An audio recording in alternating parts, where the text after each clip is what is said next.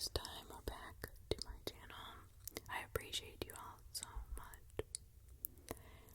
If you would not mind clicking the subscribe button and subscribing to my channel, that would be much appreciated. And it would help the channel out a lot. And if you like this type of whispered content, then please hit the thumbs up or the like button. Smash it, hit it, subscribe. Thank you.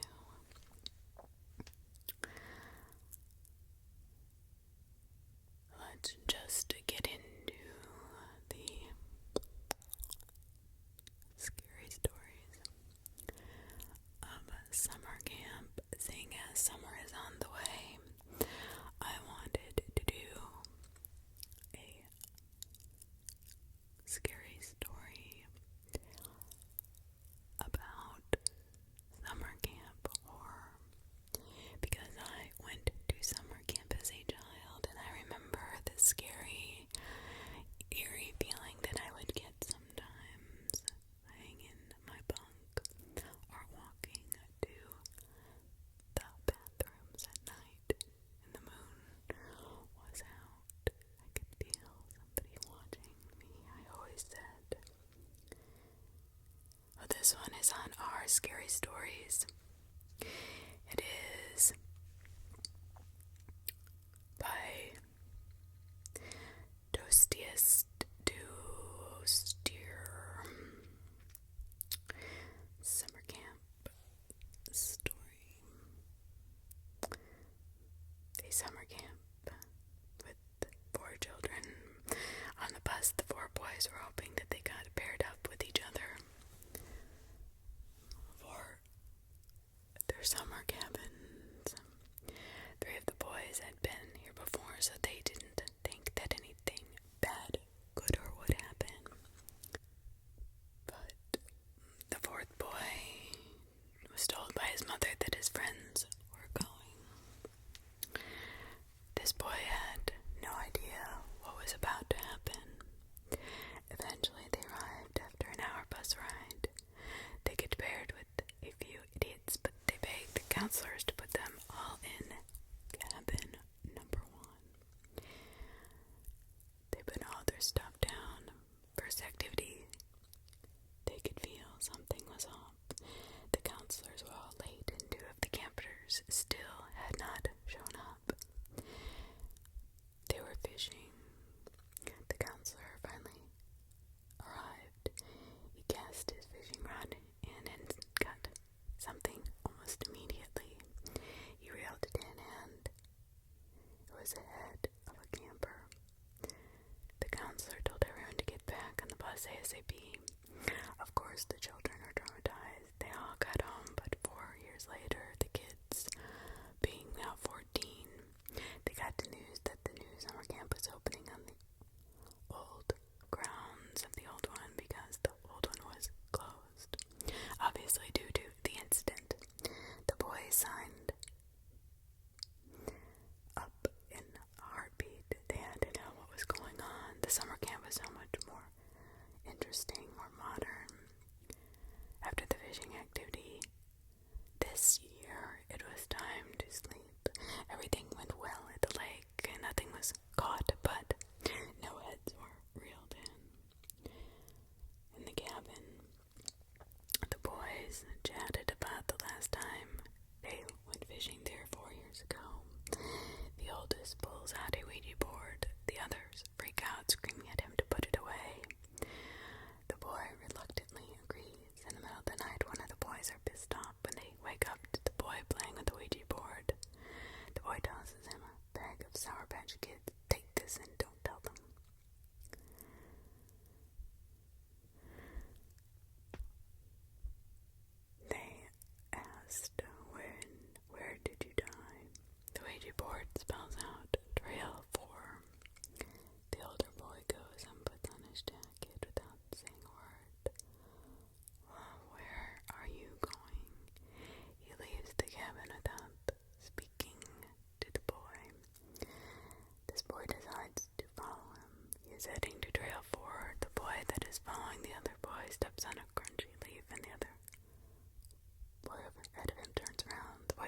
sees him but continues walking away. He goes to a tree and he sees a dark figure. It looked kind of like a ghost, but it was just dark. This is much more disturbing. It had black eyes and a black mouth with a liquid black coming out of its lips. Started making a noise, and all of a sudden it imploded, set itself on fire. The fire spread quickly. The counselors came out, but they had the exact same face as the creature. They were following me when I tried to run. I found my friend and he turned around. He too had the same face. He ran through the fire. His final words were, I must sacrifice, I must sacrifice, I must sacrifice. You may be wondering how I know his last words. Well, I was there.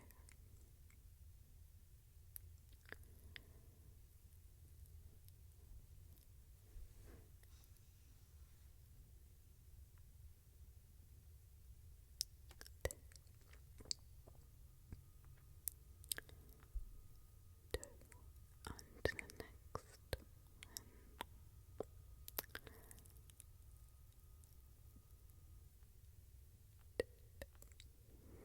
On to the next scary camp story. I befriended a serial killer at camp. Maybe not such a great thing to do, just a word of advice. Written by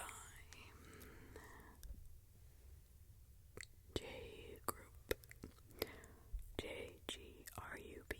Remember, please do go to our Nosleep or our Scary Stories or wherever I mention these are from and what subreddit, and please give these authors a lot of love. Follow them, read their stories, share them, please. Since they are not all of them are my own works, some are, and some are my daughter's. I don't know if any of you knew that, but I try to mix them up. I'm trying to mix them up. I befriended a serial killer at summer camp.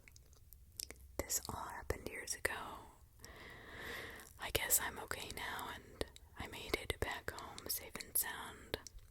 However, it took a long time to get where I'm at today. It will take even longer for me to feel quote-unquote normal again. I don't think, actually, in reality, that will ever happen. See, this all started as a typical week at summer camp. I was having fun swimming, archery, fishing, singing around the campfire, roasting marshmallows, and having a great time. So he handed out red armbands, which we would wear to distinguish ourselves from the other campers. We began to put them over our t-shirts, and I felt a moment of absurd pride. The Buckeye Squad is what we were named, and we looked formidable. We would be a tough match for any other group. I could plainly see. The camp counselor said in a very loud, friendly voice, "Okay, kids, are you with me? From this moment on, the sight of you, our group.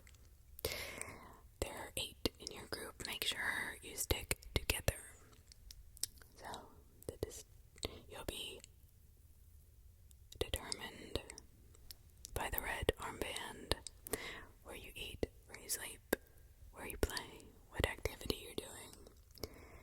So be careful, always to wear it." Now, during the first day of sleepaway camp, that was easy. They showed us where we were going to sleep, all the regular things, what cabin we were going to be in,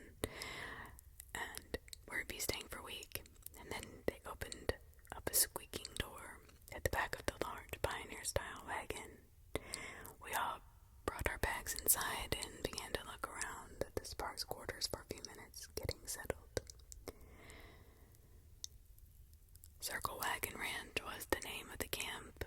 It had old western theme with horses and trail rides, as well as archery, swimming, and a ton of other activities like I had mentioned before. Instead of cabins or tents, we would be sleeping in what looked like an old frontier wagon. Each wagon could sleep eight kids with 2 bunk beds per side, which is how we got the number of kids in each group. Now, they were really hot inside. I had taken account. There was no windows, and the only airflow was through the front door, which could not be propped open. "It's like an oven in here," one of the other kids said before I could get the words out. Looks like we're spending most of our time outdoors that week anyway, I thought to myself. We all rushed out of the wagon and back into the cool breeze. Suddenly the sun above didn't seem so hot anymore. It was just nice to feel fresh air against my face. The cool wind coming in from the forest to the west was refreshing. "Man, that's hot as hell in there. We're never gonna be able to sleep," the kid next to me said. He was about my height, which meant he was pretty tall for his age. He was wearing a red shirt and cargo shorts and smiling at me in a friendly way. I kind of took a liking to him right away. "Yeah, hopefully it cools down overnight," I said. "Hey, I'm Jason, by the way." "No way, that's my name too."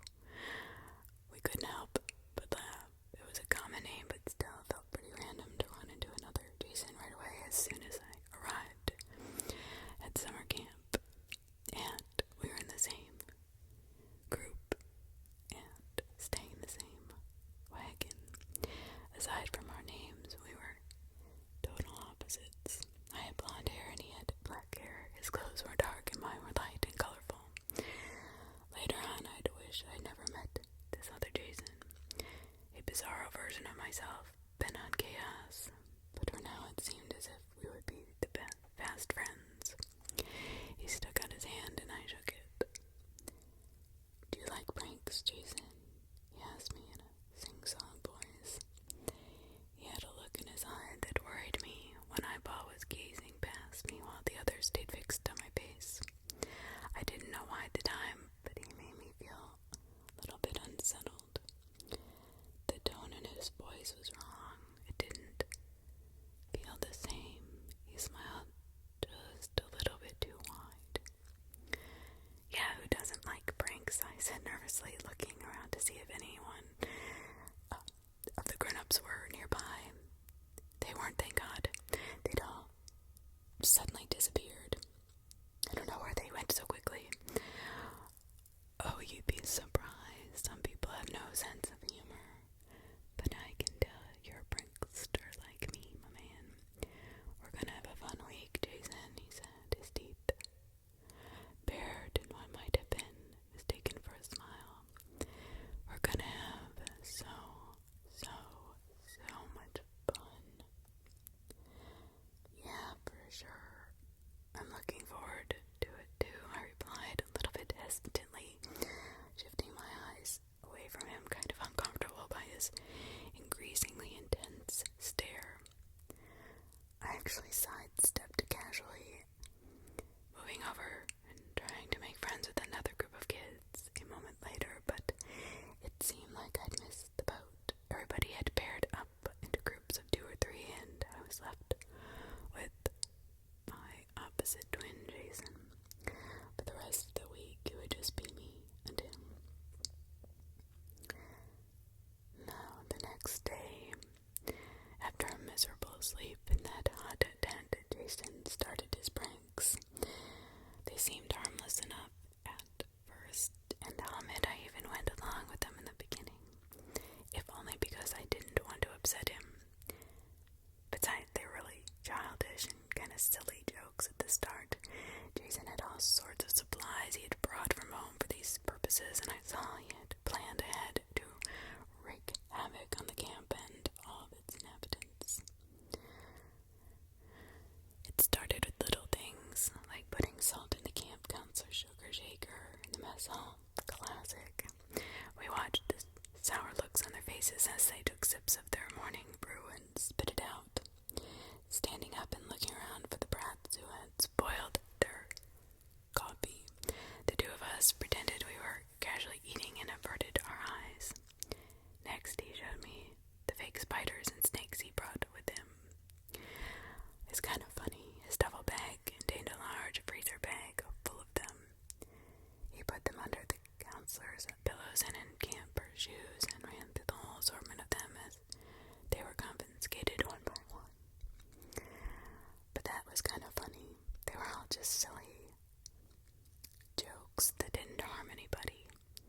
However, after those were all gone, he showed me the stink bombs and whoopee cushions, silly spray and thumbtacks he'd brought. Now these are a little bit more intrusive and possibly could hurt somebody a little bit. He had cling wrap which he stretched over the toilet bowl so it would splash everywhere when the people went to take a leak. Every time I thought he had run out of supplies, he'd amaze me with some new way to harass the other campers. By this time it was just getting really annoying to everybody, and they were really catching on. By the time the week was half through, people knew there was something causing all this chaos in someone, but they still weren't exactly sure who it was, but I'm pretty sure they had an idea. I have to admit, I felt a little giddy with the secret knowledge that I was in on all these little jokes, even when the other members of the Buckeye Squad had no clue. Yeah, they were stupid juvenile pranks. At least nobody was getting hurt, though, I told myself. At least not yet. But people, like I said, were getting suspicious. Everyone had their guard up now, and it was getting tougher and tougher to get away with these little tricks and gags. We're gonna get caught, I told Jason one morning as we were standing outside the Buckeye wagon waiting for breakfast to start. Maybe we should take a day off, let the heat die down a bit. At this point I was having fun. I had no idea how bad things were going to get. True pranksters never take a day off. Jason, you should know that by now. He was holding his toothbrush and toothpaste in his hands innocently. I was wondering what exactly he was going to do with them. His eye had a weird twinkle in them which told me I would not wait long to find out. Go knock on their door, he said, pointing to the one of the wagons. It was the green group, the cowboys. What are you gonna do? I asked suspiciously. Just do it, he told me, and the look in his eyes was serious and a little bit mean. I gulped hard and agreed, not wanting to hurt anybody or really get in any serious trouble. I walked over to the wagon and I knocked on the door. Meanwhile, Jason hid just outside, his back against the wall facing me, so that when the door opened, it would swing to conceal him standing there, if it didn't smack him in the face. He waited and watched me closely with his back against the wall, his eyes wild and crazed looking. Hey, what's up? A sleepy-eyed camper said when he opened the door. It swung wide to camouflage the other Jason, who now hid behind it, invisible. I was caught off guard. I hadn't thought of what I was going to say. Warning, you guys can have a towel do you have a towel I can borrow? I lost mine. Yeah, 1 second, he said, stepping away. As I stood there, I couldn't help but wonder what Jason was up to behind the door, a couple feet away. It was difficult to pretend with him standing right there. I felt sure we were going to get caught this time. The kid came back with a small towel and I grabbed it and thanked him, telling him I'd be back with it. The door closed and the two of us snuck away from the wagon. Nobody had noticed what Jason did behind the door, including me. One down. To go, said Jason with an impish grin on his face. It began to occur to me what his ridiculous plan was. But it didn't really seem particularly clever, aside from the way he was going about it. It was really just another irritation, like the green salt in the sugar shakers. One more thing to set the rest of the campers against us. Almost as if he wanted them to hate him, hate us. 10 minutes or so later, the fun started, at least, when Jason thought of his fun. "What the hell is this? Toothpaste," one kid yelled, his hands covered in white goo. "Aw, what the?" Another kid was shaking his hand off, flinging toothpaste everywhere. Jason had managed to go the inside of each sleeper's wagon's front door handle with toothpaste so that the campers grabbed the door handle to open it. Toothpaste went everywhere, staining their shirt sleeves and pants. There was no running water except at the main building. No way for them to clean their hands or clothing. I mean, like I said before, it's not a particularly clever trick. It was more of annoyance. But I guess it worked nonetheless, and it was a prank. The campers were furious, every single one of them. Not only that they had been fooled by another prank, but that this one had been orchestrated in broad daylight, right under their noses. And such a mess. They'd all been going in and out of the wagons all morning. I couldn't help feeling like it was pretty devious and was more than a little worried. I was more than a little worried we'd be caught. It looked like the more we did it, the more they thought more than one camper had ruined an article of clothing or two with the mess. And suddenly I felt kind of bad for acting as the distraction. Someone from the Buckeye squad went into our wagon and yelled out in annoyance. A moment later, I realized Jason had done the same trick to our wagon to cover our tracks. He'd rigged the door handle of every wagon, including ours. "Who is doing these stupid pranks?" yelled Brian, a blonde-haired kid with toothpaste all over his bright orange shirt. The hoodie looked expensive, with a name brand design on the front, something my parents would never have been able to afford. Brian, a popular camper, and with the other campers and the people immediately rallied around him. He had been to Circle Wagon Ranch every summer for years. Rumor had it that his family knew the owners of the place personally. "It's those Jason kids," someone replied, pointing in our direction. That one came to my door asking for a towel. Then a few minutes later, this happened. A group of them were surrounding us a second later like an angry mob, and Jason easily objected. "Hey, wait, we didn't do anything. Look, our wagon got it too. If anything, it was the Lone Star Gang. See, they didn't get pranked. It's obviously one of them." I was amazed to see the scheme had worked. By leaving the one wagon untouched, he had managed to divert all of the attention towards the other wagon. The other campers hesitated and muttered back and forth to each other with uncertainty. "Yeah, I guess that's true. Alright, maybe it wasn't you guys." All of them seemed to agree except for Brian. He didn't look convinced.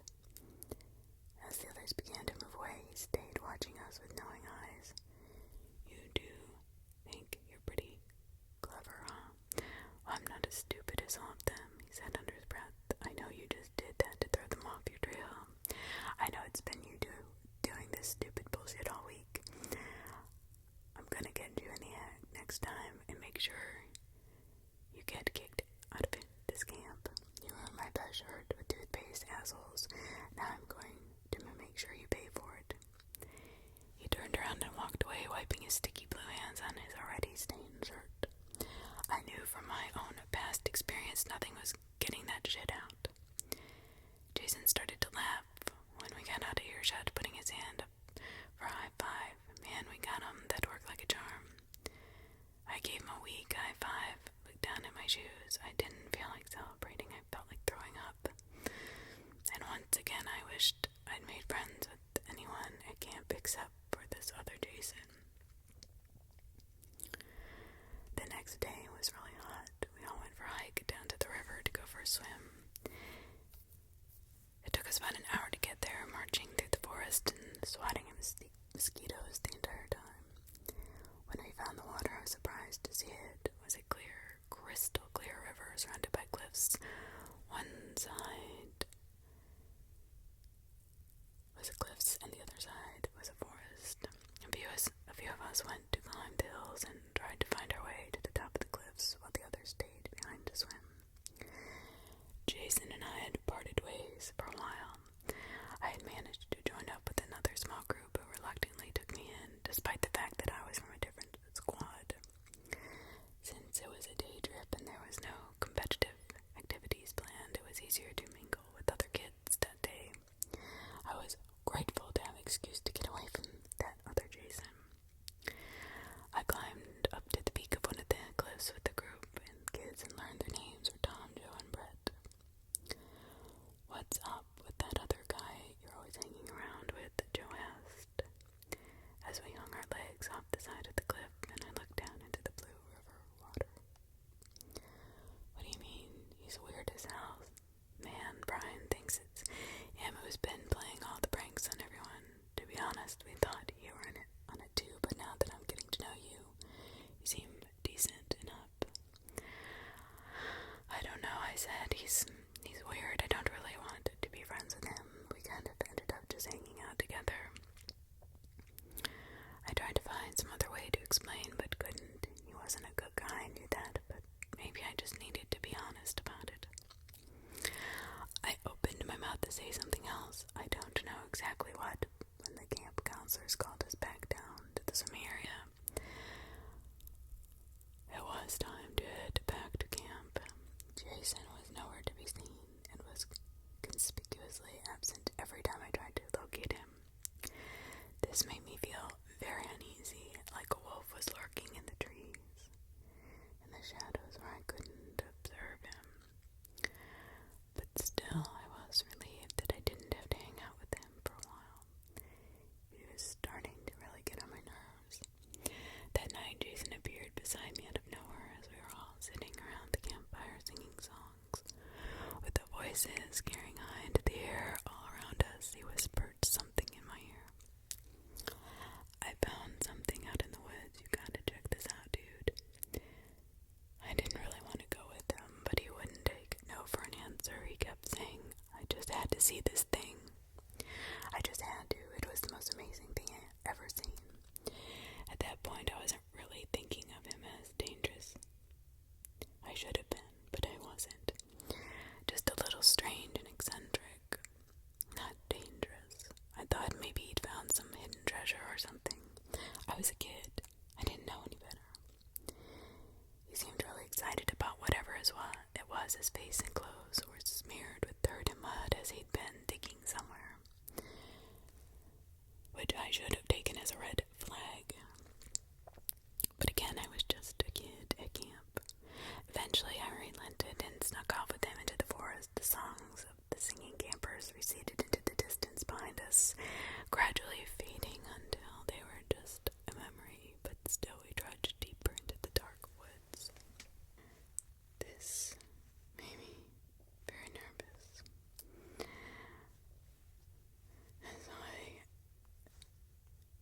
was getting a little bit concerned. Where are we going? This is taking forever. We're gonna get in trouble. I cried out, beginning to hope he would get tired of me belly aching and turn around. I kept insisting. He has stubbornly continued moving forward, ignoring me. I sided up beside him to get a better look at his face and saw his eyes were gazing far ahead, almost as if he were in a trance. "Jason," I asked him sharply. "Jason." He finally turned to look at me, and it seemed like I'd just woken him from a pleasant dream. He was smiling faintly, his eyes half closed. "Are we getting close? I'm tired. I want to go back." Just then I heard a sound coming from the forest just off the path. It sounded like a herd animal. "We can't go back now. We're there. Don't you want to see?" He asked, the smile on his face getting bigger. "Come on, Jason, I'll show you." He pulled my arm and my leg and led me over the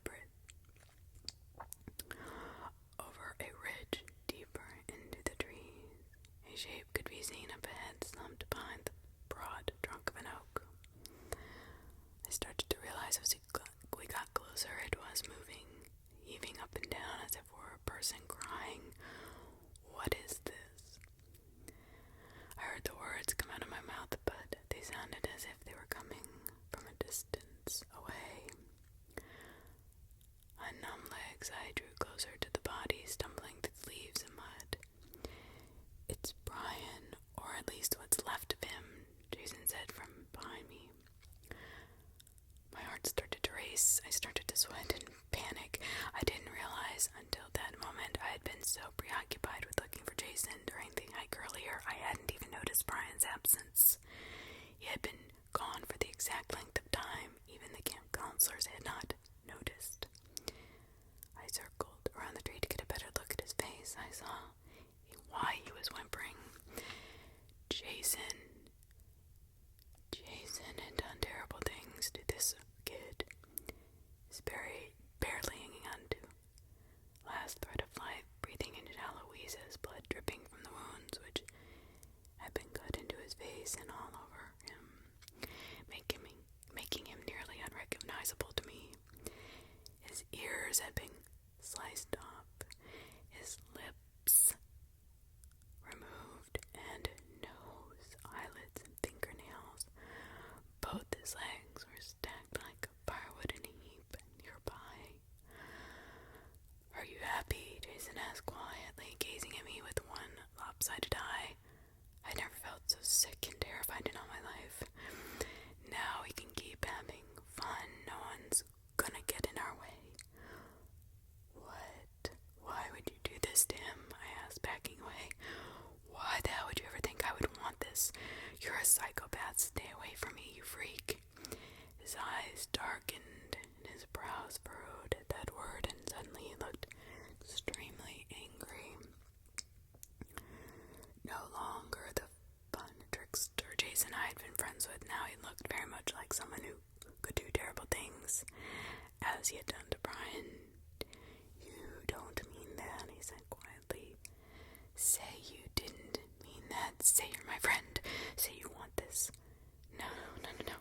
You're insane. I tried to run as fast as I could. I turned and made a few steps, but felt myself trip over a root in a moment later. I could feel his hands on the back of my neck, falling hard. My jaw snapped shut painfully as I hit the ground, and it hurt worse than any pain I'd ever felt. The other Jason must have pushed the back of my head down.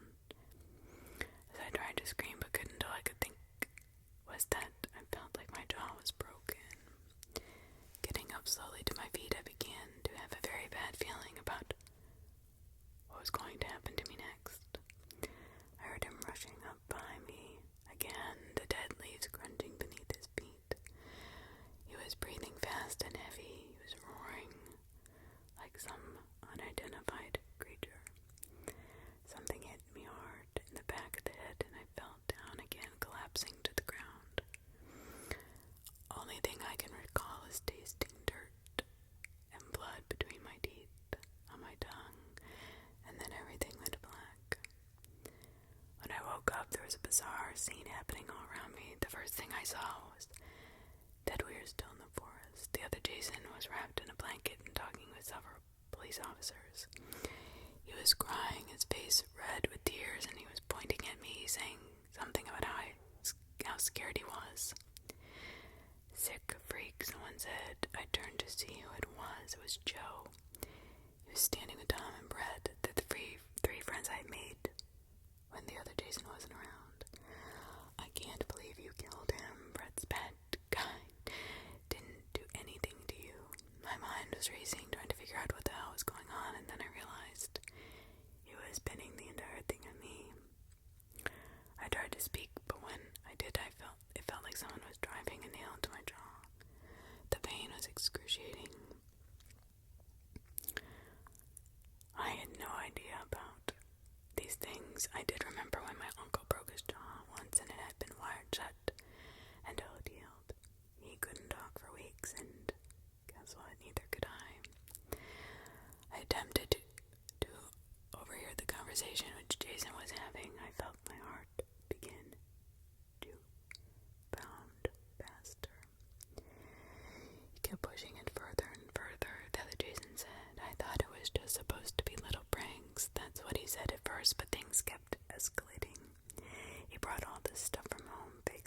his fireworks cling wrap. I thought it seemed harmless enough, but now this. If I'd known what he was going to do, you'd have to believe me, I would have told you guys. He was crying hysterically, putting on such a great show for the grown-ups. I almost believed it myself. Except I knew what he had done. I'd seen it myself. Where's Brian? I tried to scream. He tried to kill him. He tried to kill me. But no sound came out except for a muffled clicking and my strangled scream afterwards. The pain of trying to talk was horrifying. Shut up, freak, the cop said to me with no sympathy. Then he looked back to the other Jason. Almost done, kid. You're doing great. Just one more thing. What about his face? Did you see him do that to himself? I felt it then at the corners of my mouth, a pain which I hadn't noticed before. A terrible searing agony. The fractured jaw had outweighed it sufficiently. I hadn't felt it until that moment. But it was exquisite and different from the other pain. I had been cut with a knife, blade in the corners of my mouth, both sides, upwards like a joker's smile. He just said he thought the pranks were funny. He needed to laugh about it more. He wanted to keep laughing forever, Jason said.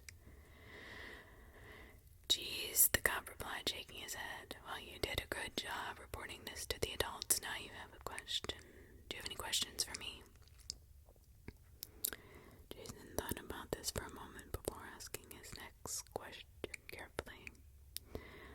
Will he be allowed visitors in prison, I mean? You want to visit the accused, the cop asked suspiciously. Jason grinned, his one eye looking at me while the other looked at the officer. Of course, we're best friends. You know what they say, best friends are forever, even if they are a little crazy.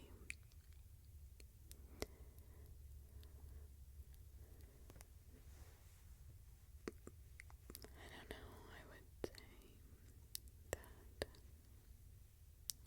that is not the case. That's too crazy for me. I'm sorry.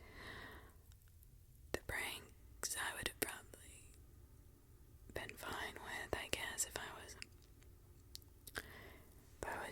in camp. I mean, the first few, but anything else would be too much.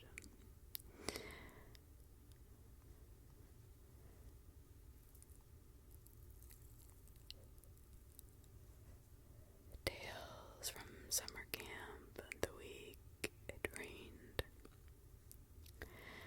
Our Nosleep. Blair Hour, 721. There is a naivety to childhood and beauty that surrounds summer camp. All the years later, I cannot walk outside after a rainstorm without smelling the smells of summer camp. I cannot walk down a gravel path without hearing camp. And for a very long time, I could not sleep completely through the night without remembering camp. When you ask a child to describe their camping days, they usually answer positively. A getaway from their parents and their mundane routine during the summer. New friendships that would still be amazing years later. When you ask a counselor to describe how they felt during these summer camps, they will most certainly lie. Maybe not intentionally, but they will hide away their strangest encounters experienced while living far from civilization in the middle of the woods. They love their camp and for a desire not to remember the terror. Some stories are not uttered to another living soul ever. See, I don't think like that. I personally think the opposite. I believe that I couldn't move forward without acknowledging what happened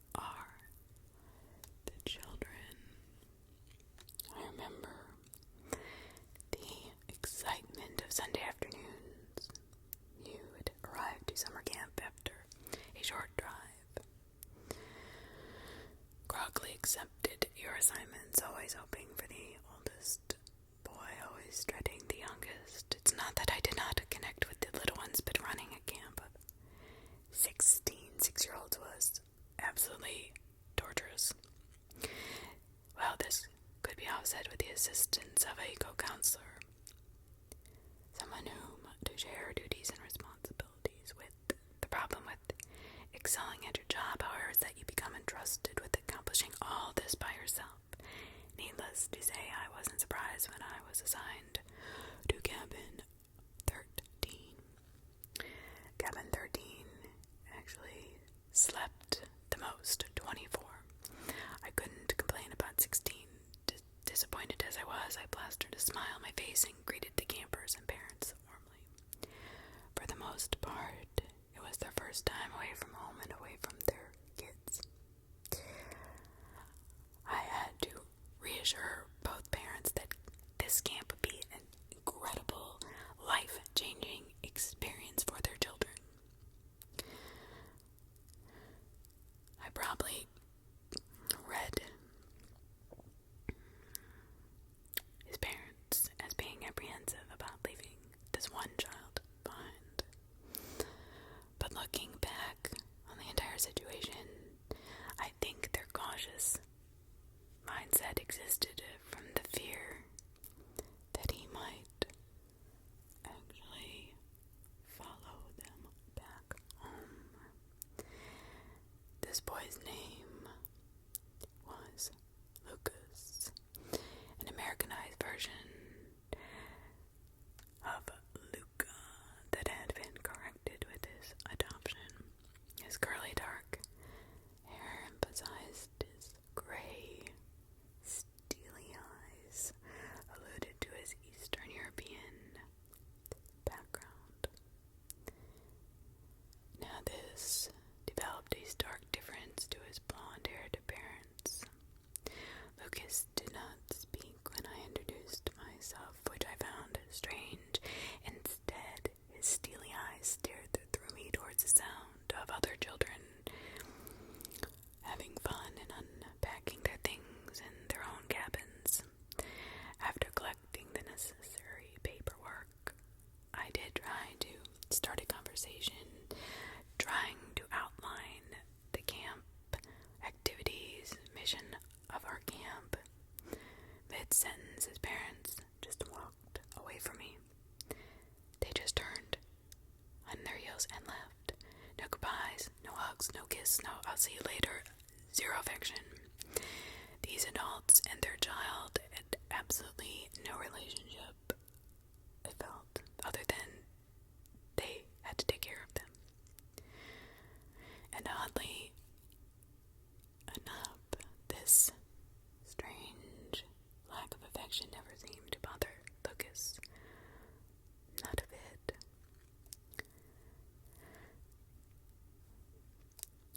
I think what was he regarded his adoptive parents as less significant than broken toys. He forced himself past me. He entered Cabin 13 and then stopped, stood there watching the other boys. Not just watching, but studying each one of them.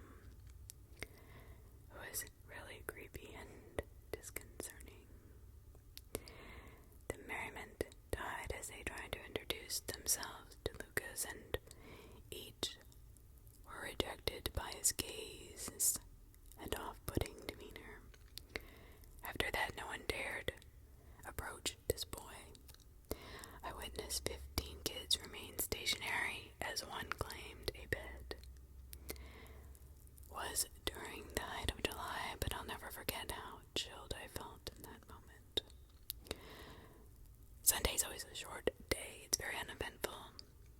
They attend swimming lessons for the first time to check their skills and see which level of the lake were appropriate for them.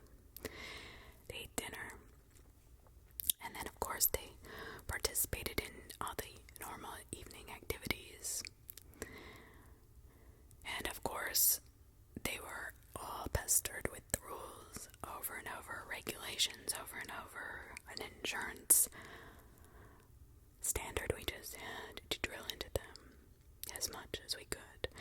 Follow this, they returned to their cabin for lights out. Counselors were required in the dining hall on Sunday nights for announcements and further scheduling. The care of cabin 13 was left to my good friend, JP. So after the meeting wrapped up, a few hours later, deep into the night for children, you should be sleeping, I headed towards the boys' settlement to relieve JP. So I entered the courtyard. I see JP sitting on my porch's railing, his vision unbroken through the window. He was exhausted. When he turned, I could tell in his face. I advanced and he asked who's the foreign kid. No one was ever shocked by issues from the youngest boy's cabin, especially on the very first night. We weren't allowed to say homesick. The connotation of sick lent credence to the fact that something was wrong. Instead, we had to say missing home. It was a positive sign if you could get through Sunday without 60% of your cabin crying for their moms. But yet Lucas didn't strike me as a child who had missed his mother. Alright, JP, what happened? I inquired. He wasn't even unrolled. Hasn't even unrolled his sleeping bag. JP paused. I tried to encourage him to do so, like all the other boys had, and I'm not kidding, growled at me like an unearthly growl. It wasn't normal. I started to laugh. He growled at you, really? Yes, he's still sitting on his bunk with his back next to him. Doing what I said. Look, just watch him. I wanted nothing more than to crawl into bed. I was so exhausted. I wasn't going to let a 6-year-old boy run my cabin. I dismissed JP with a hand and went to Lucas and offered politely to assist him in unrolling his sleeping bag. My kindness was met with the same unearthly growls as he had given JP. Are you growling at me? I asked him. You're a 6-year-old kid. Do you think I'm scared of you? The first time that day he spoke to me in a deep, guttural voice. He said to me with his eyes that had turned all black, taking me aback, he said, I'm the devil. Whenever I brushed this off, even Satan sleeps, Lucas, luckily for him, though he doesn't have to get up by 7:30 for flagpole. With that, I unrolled his bed, did a quick head count of my campers, and retired to the counselor's quarters. My room was smaller and, of course, separated from the other kids by a sheet stapled in the doorway. Now, for some strange, unexplainable reason, and it still happens today when a camper needs you, instead of calling your name, they knock 3 times on the wall next to the sheet.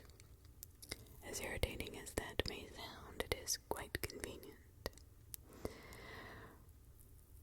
So I guess it wakes me up. The kids know it wakes me up, and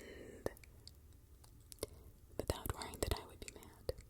I'd much rather lose sleep and know where my campers are than sleep through the night and have missing campers. When I heard the 3 knocks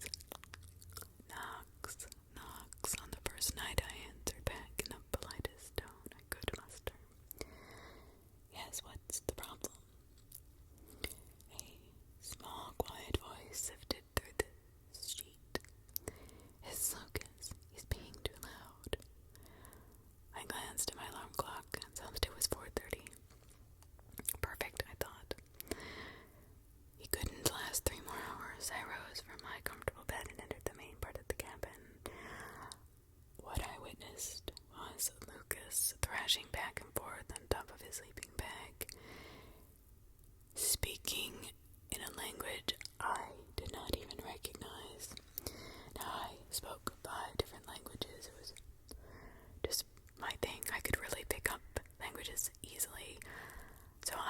This was nothing that I'd ever heard before.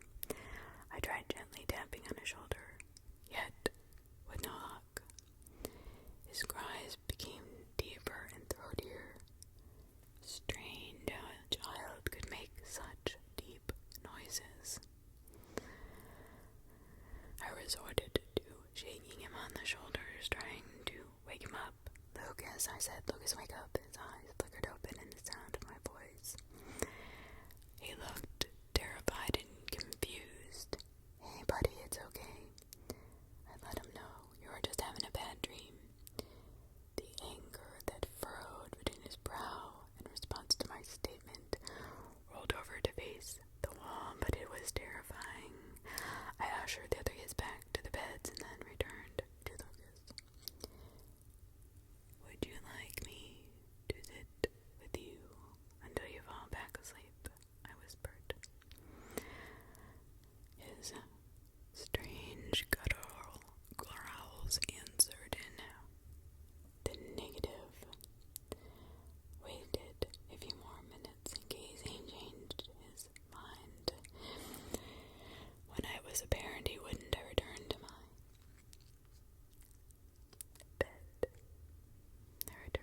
bed. Pulled the covers up to my chin and listened. In the darkness, amidst the ensuing silence, I should have been able to sleep. As hard as I tried, I couldn't do it. Monday. Hours after Blakeville, I left my campers at the beach for their swimming lessons. These occurred every day, headed towards the staff hangout. Thank God I had this time in the morning. So I had this time off, I happily relaxed and chain smoked. During my final years on staff, I learned this was the only vice that calmed my nerves when working with little kids. Actually, I think most staff members became aware of this at some point or another. I stayed until not quite 10:30 when I had to return for my campers. I was shocked to be greeted by 16 smiling faces. Honestly, this was night and day with Lucas. Somehow, in the course of 50 minutes, he had managed to shed his repellent demeanor and become friends with the rest of the cabin. He still didn't say a lot, possibly due to the embarrassment over the foreign accent in his words, but when he smiled, the others weren't dissuaded from associating with him. Arts and crafts are the next lessons, and while most of the kids were busy making lanyards or building things on popsicle sticks, Lucas sat diligently coloring. When he was finished, he proudly held the drawing for me to see. Artistically, he had used the broken pencil and mostly spent crayons at the craft shop to depict a Victorian style home with 4 people standing in the front, 2 parents and 2 little boys. Who are these people? I asked. Intrigued, in a very thick voice, he responded. My family. He drew his parents with hair as dark as his. I didn't think about this picture again until the next Saturday. The boys were extra rowdy Monday night, but I was so grateful they were all getting along. I didn't really care. A cohesive cabin made my life easier, but it also increased the positive reactions that kids had to camp. We could and would accomplish more activities. There would be a higher propensity for them to come back the next year. I convinced I was going to sleep soundly through the night. However, the screams began at 4:31, right on the dot. I lunged instantly out of my bunk. In the process, I must have gotten entangled in the blankets. My body fell to the floor, slap. This part I really don't remember. I was only assumed that it happened later after I discovered rug burns on my knees from the camp carpet. I saw lights popping on in the other cabins around me and quickly found a switch in my own. Lucas was violently rolling side to side, banging his small body against the wall, repeating the same words, the foreign words over and over, his pronunciation losing meaning as the speed of his phrasing and screams intensified. Wow, it was really difficult to clearly ascertain what he was saying. I did hear the name Alan. I know it sounds crazy, even through the deafening sounds coming from this small child's throat. The repetition of Alan almost sounded apologetic. One final ear-piercing scream. Lucas sat up, drenched in sweat. For a moment, there were tears streaming down his cheeks as he was shaking, talking, starting to dwindle as he was taking in his surroundings. That, luckily, was fleeting. Upon realizing that he was the center of attention, his gaze hardened with a hostile glance at the campers that gathered around him. He rested his head back on his pillow as if nothing had just taken place, and returned to facing the wall. Tuesday.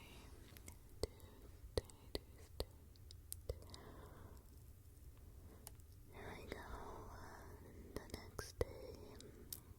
So this next morning I went to the main office. I started to go through Lucas's medical paperwork. Actually, it was a hard job every Sunday to take note of any special conditions our campers might have.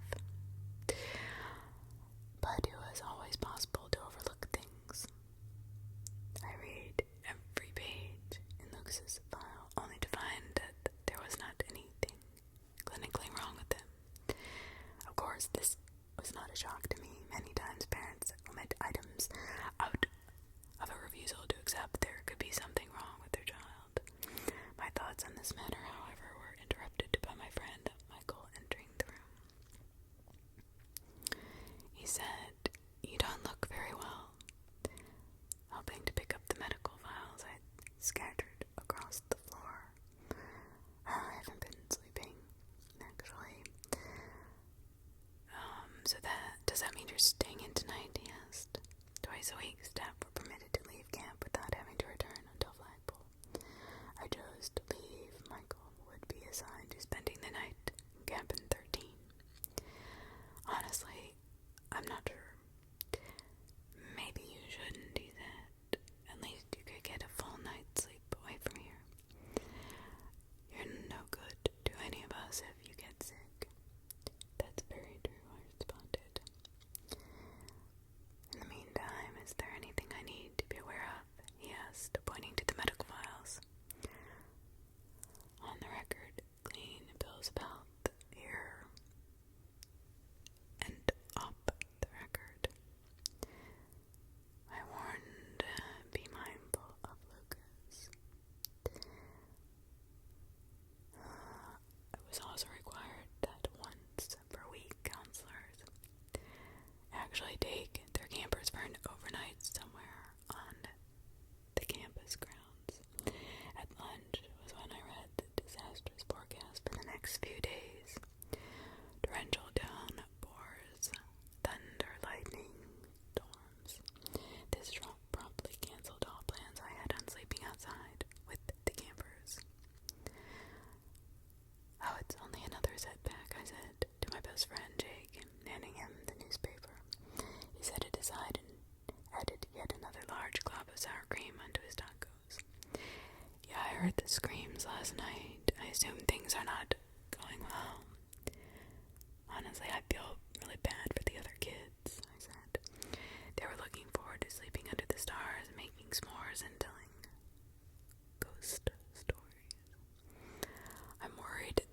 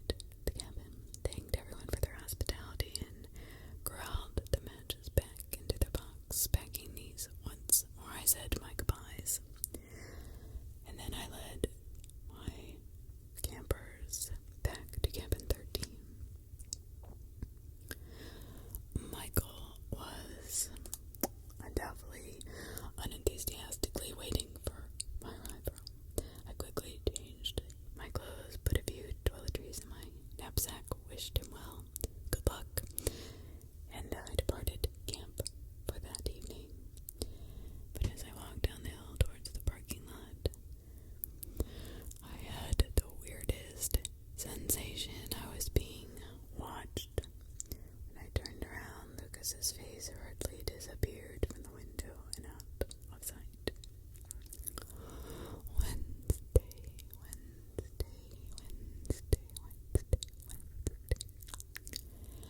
Michael, when I returned, was wide awake.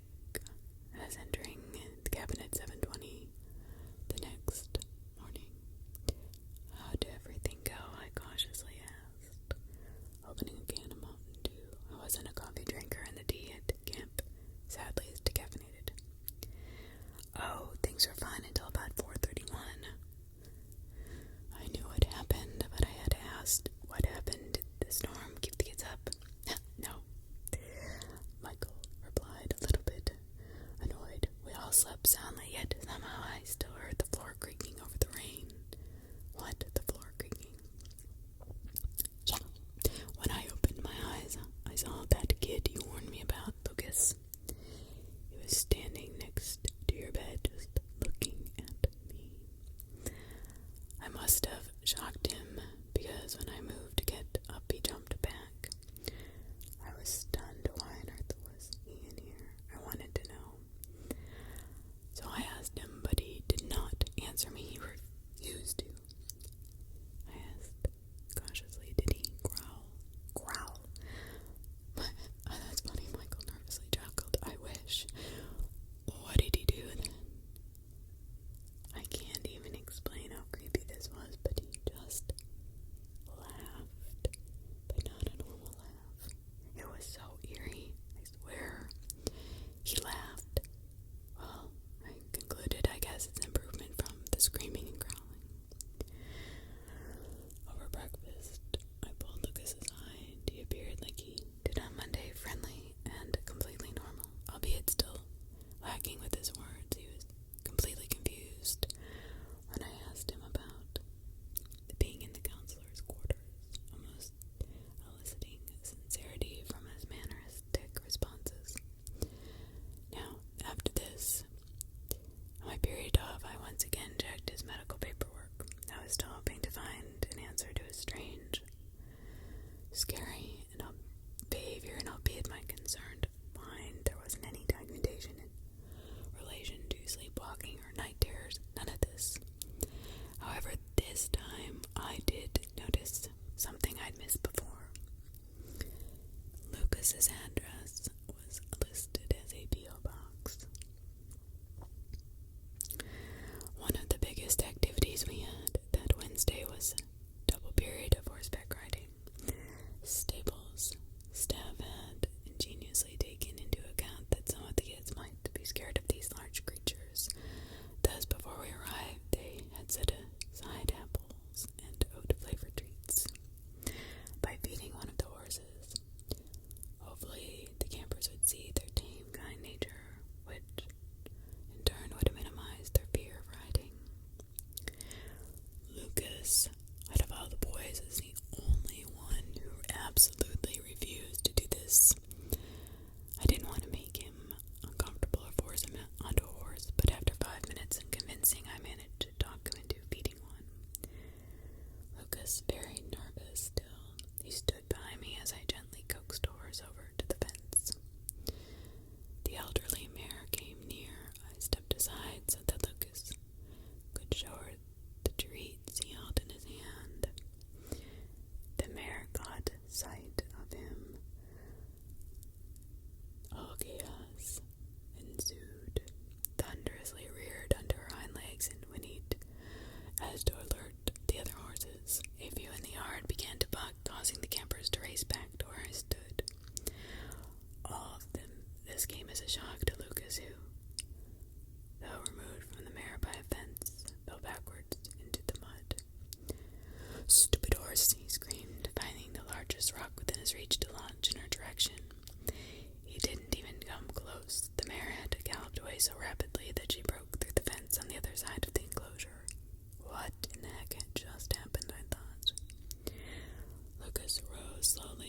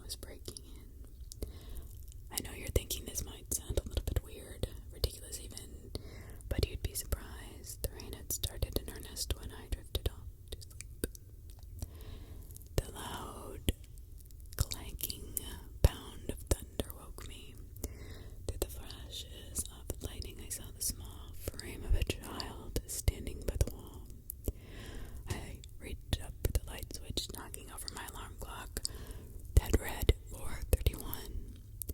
I saw the figure start to approach me. As soon as the light snapped on, Lucas stopped in his tracks. The continued burst of lightning oddly emphasized the animalistic features that were drawn on his face. As water ran down his heaving chest to pull at his muddy feet, we both stared at each other. "Lucas," I yelled, "what the hell are you doing?" His flashlight dropped to the floor, shattering the glass bulb. Flustered and distracted, searching the room with his eyes, apparently unsure why he was standing near the head of my bed and why he was soaked in water. When he didn't say a thing, I stood and cautiously directed him back to his bunk. Honestly, I don't think either of us slept the rest of that night. Friday. The last full day of camp was unusually bittersweet. But not this time. Hell no, not for me. I was ecstatic knowing that Lucas would be going home tomorrow. I just needed to make it through one more night. And this was our last arts and crafts, when I truly became terrified. So as before, Lucas sat diligently coloring. This time, when he finished, proudly held up his drawing. It was our cabin 13. Through one of the windows, you could see a crude depiction of me. That is, if you look closely past the flames that were engulfing the structure. My heart stopped. The crafts director happened to see this. Astonished, he asked Lucas, "Is that supposed to be Jonathan?" With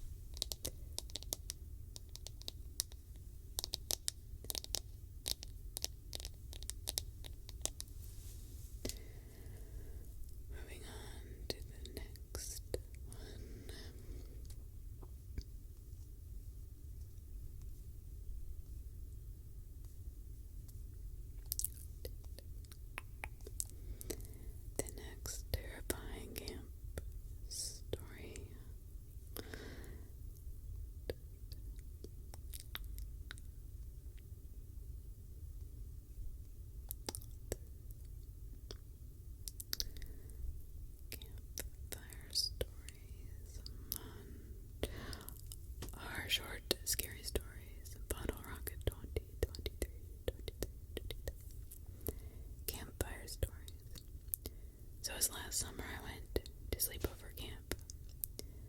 One time we took us on a hike into the woods. We set up tents and built a fire. We cooked hot dogs, marshmallows on sticks, told ghost stories. One of the counselors told a story about a lady who was thrown into a well on a nearby farm 100+ years ago. Honestly, it was a really scary story. The way he held the flashlight up to his face while he was telling her tale. Her husband didn't like her, so he threw her in the well. She perished down there. When they found her, she had no meat, and the ends of her fingers and the bones were poking through. I recall the counselor leaned towards us, his face a mask of shadows and light. The flashlight beam. They thought maybe she'd worn the ends of her fingers off, trying to climb out of the well, he said. However, there was no blood on the walls of the well. No blood. Maybe the rain washed the blood away, or maybe she just got hungry down there in the dark, all by herself. She started to eat herself. His words paused, and the only sound was the crackling of the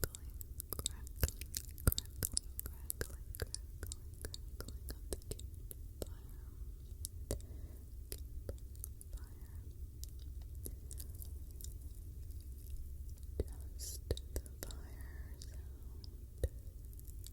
Then he said, "They say there's a thing that lives in the woods now. It's almost silent, hard to see, but it has gleaming white fingers, like wet, naked bones.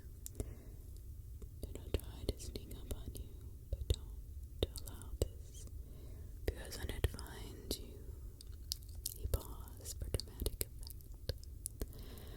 I was already wound up tight as a spring, so when the counselor suddenly pointed behind us and screamed to look out, I almost pissed my pants. I don't think I was the only one. Then all the counselors started laughing, and I felt kind of stupid, but I couldn't stop being scared. A few of the other kids were crying. The counselors told us to stop being such babies, and they put out the fire. We climbed into our tents. However, the next thing I knew, it was morning and something was happening. I unzipped my tent, crawled outside. One of the counselors was on her phone saying something about needing emergency aid. The others were standing in front of Nathan's tent, nervous and white-faced. Everybody was getting out of their tents. The counselors told us to break down the camp and back up. So we did. Except for Nathan's tent. We were almost done when the grown-ups from the camp showed up. They started unzipping the tent as the counselors tried to herd us back down the trail to the cabins. I could not help but look back. Our parents came and got us the next day. They said a wild animal got into Nathan's tent during the night. But if that's true, why didn't anybody hear it? Why wasn't his tent messed up? Why did it only eat his fingers, leaving wet bones exposed to shine in the morning sun? Is it coming for me next?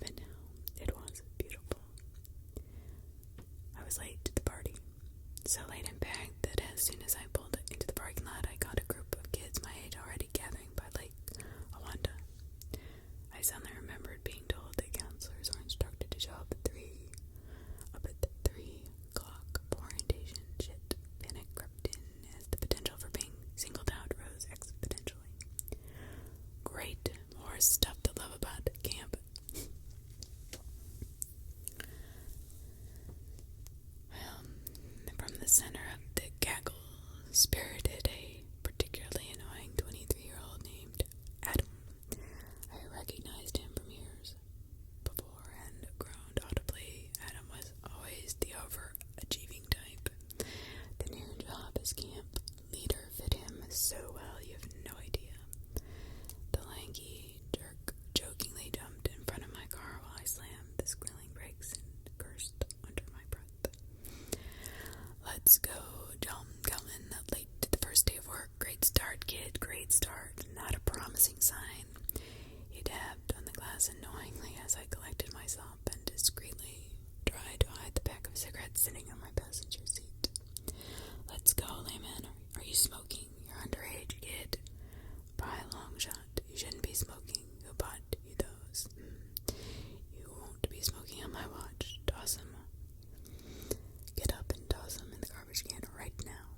I cut the ignition lazily and lifted myself out of the driver's side. I grabbed my backpack from the back while Adam turned on the heel of his flawless tan boots and marched back towards the group. Then he paused, looked back at me, and said, I'm serious about the cigs, Kelman. Toss them. Those things will give you cancer, kid. I pulled the half-pack of marble menthols from my pocket and deposited them dramatically inside the metal-covered can. Adam nodded approvingly and walked away.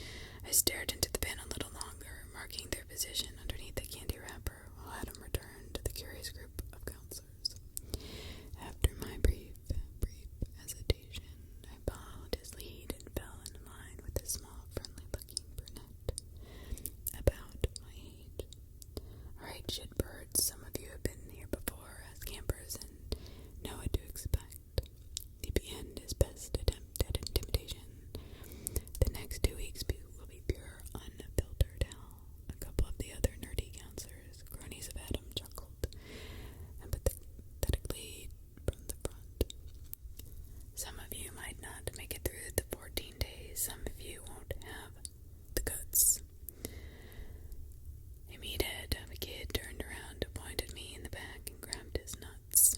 Ain't nobody want that, Jared, I mumbled in return. The brunette laughed. I took pride in her giggles. Cute Alinsky, now if you really read the email, you know that we're also understaffed this month. Adam continued. Email, I muttered inquisitively to my new friend. Welcome to the new millennium, Max, she giggled while pointing to the name tag fastened neatly to her red tank top. Meredith, by the way. Adam cleared his voice. Because we are understaffed, he continued, we'll be expected to perform double the duties. That means each of you will take a cabin on your own. Each of you will be expected to run an activity during the week. There is no hand-holding this week, folks. We can't afford it. A few of the counselors groaned. I know it sucks, guys, but there is only 8 of us. This place usually functions best on 12 to 24. But there's nothing else we can do. We have to go on. He paused. Any questions? My new friend Meredith raised her hand, asked her question innocently. Where do we sleep tonight? My face flushed red for some reason, so did Adam's. Best to get yourself set up in the cabin before the kids arrive. We sleep alone tonight, folks. More groans. Alright, well, I have some icebreakers to get us through the last couple hours of daylight. Then I figured we could tell some scary stories by the fire. Who's in? Meredith walked, laughed, and just sauntered away from the group. A couple people went with her. I joined them. Guys, this is not over. We still have a lot to cover. Nobody knows how to operate the inflatable raft. One guy lifted off his shirt and hopped into the lake. We all followed. It's weird to imagine a party without alcohol these days. We held a round-robin tournament of chicken fights. We swam races. Some of the girls lounged on the dirt beach and tried to catch a tan. Truthfully, it was the most fun I had ever had on a camp trip. When we went to bed that night, I thought, for once, maybe this year would be the first time I had a good time. I couldn't have been more wrong. Adam held true to his word about the separated bunks. 8 people per 8 cabins. The 9th would stay unoccupied until the campers arrived the next morning. Each counselor was required to stay inside from sunup to sundown. No exceptions, save for opportunities to relieve themselves in the porta potty. Adam called it proper training for the real thing. The ticket actually promised to send people home if he got them out for any reason. Most people muttered under their breath about it. What is this guy doing? But nobody outright complained. I, on the other hand, had one thing on my mind: those damn cigarettes. The cancer sticks had become a shameful and incessant habit at that point in my life. Call it teenage rebellion, general angst, or wealth of bad decisions that I have since grown from. But in the mid to late 90s, I could be an absolute asshole without my nicotine fix. The thought had consumed my mind the whole afternoon. I needed to get them back. Adam stayed up late by the fire. I heard and smelled the crackle of flames drifting in through my open window well past midnight. My skin itched and my gums ached uncomfortably as 12 turned lazily into 1 at 1:30. Finally, sometime around 2, I heard the welcoming sound of cold water squelching the fire. His heavy, dramatic boots retreated to the cabin. Number 1. Then the lights went out. I waited for another 10 minutes, then I slipped outside. The woods had a creepy sort of afterglow that night. The moon must have been full, but banks of rolling fog on the lake obscured and blocked its light, making it near impossible to see. I soon found myself reaching out with my arms in front, guiding myself through the close-knit trees, reaching for the freedom of the stupid parking lot. 20 minutes later, I found it. A dim street light overhead illuminated the spot like a video game. I walked over to the garbage can, moved the expected gap wrapper, and found the green pack of menthol sitting exactly where I left them. Jackpot. Within seconds, I pulled the thin wrapped tobacco out, sparked it, inhaled, and let the warm rush of relaxation wash over me. The edge of my arm started to fade. My head suddenly felt airy and alleviated, the way it always did after a long gap in smoking. The day's troubles melted behind the burning paper and chemicals. I looked around as a warm breeze brought a flutter through the trees. I appreciated the beauty of the place for the first time. The lake sparkled and shone through the gaps in leaves and swaying branches. Bits of still falling raindrops glanced off leaves and formed puddles in the lightly paved street. Even the mist started to lift a little bit. One thing seemed out of place: a blue shape to my right, 30 yards through the trees. Out of nowhere, a flashlight turned on right by that area. The shock of that light made my heart thump through my chest. Shit. Hello, I called out. Adam, I had to take a piss, man. I went for a walk. Nobody answered. Adam, you out there? Nothing. I dipped into the pockets of my baggy jeans and pulled out my own flashlight. This stupid thing took a minute to get going. Smack it a couple times and switched the batteries. After it finally turned on, I shined the beam right in the direction of the incoming light. Seemingly in reply, my partner in the distance went dark.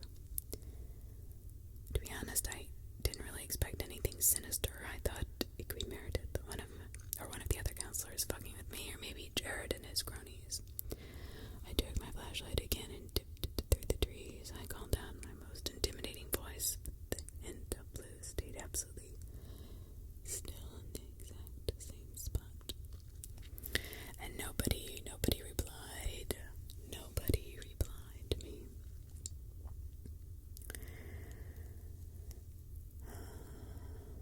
I waited a couple minutes and decided to ditch the smoldering cig under my boot, lit another, and walk back towards the campgrounds with a quick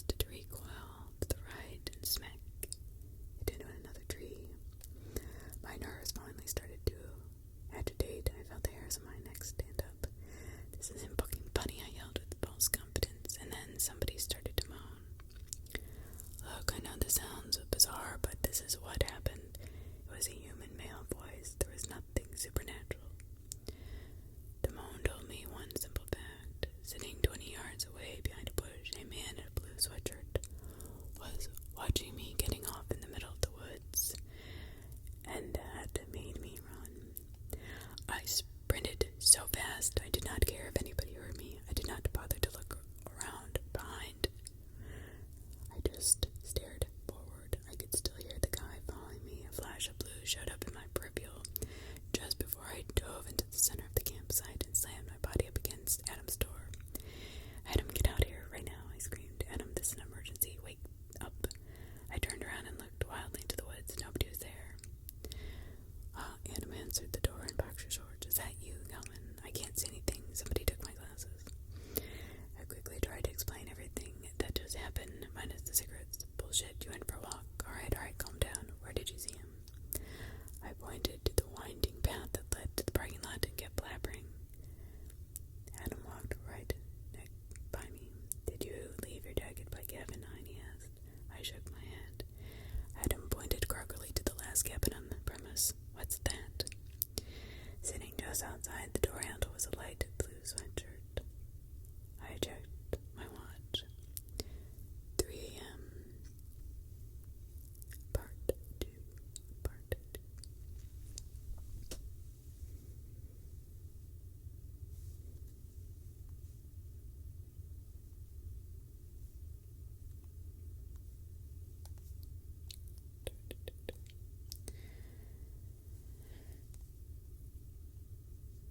This one's going to be a good one, I can tell.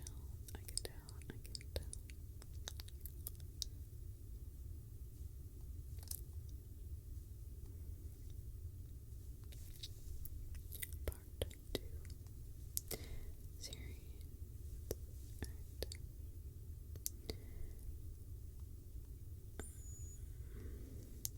I wouldn't just go do that. I don't like when they don't go to the next, right? Part 2. By FirstBreathOne or Nosleep, I survived the sleepaway camp massacre of 2003. 3:15 in the morning, Adam gathered the camp counselors around the lit fire pit. He waited in depth as heel for a moment while the groggy lot assembled in line. We must have looked like soldiers awaiting orders, because he marched back and forth in front of us with the blue sweatshirt raised idiotically over his head, kind of like a flag. Alright, I need an answer. Whose sweatshirt is this? Crickets. Galvin says the owner of the sweatshirt followed him through the woods and somebody took my glasses from the nightstand. Let's end this right here and now so everyone can get some needed sleep. I'll repeat the question, who did it? We had counted the group. A moment later, all 8 counselors stood in place awkwardly. "Jared, is this yours?" The obnoxious bully shifted uncomfortably. He seemed offended at the question and accusation. "No, man, I was sleeping." Adam nodded and cut him off with a hand gesture. Mel, Jared's tough-looking friend, shook his head. "Meredith, this is your shitty attempt at flirting. I never even noticed the short little brunette standing to my right. No, that thing is 5 sizes too big." Adam went through the rest of the group with the same personal accusations. He questioned their bathroom habits, whether they saw anything, whether they heard anything. They seemed to become more and more freaked out the further he went down the line. Nobody noticed a thing.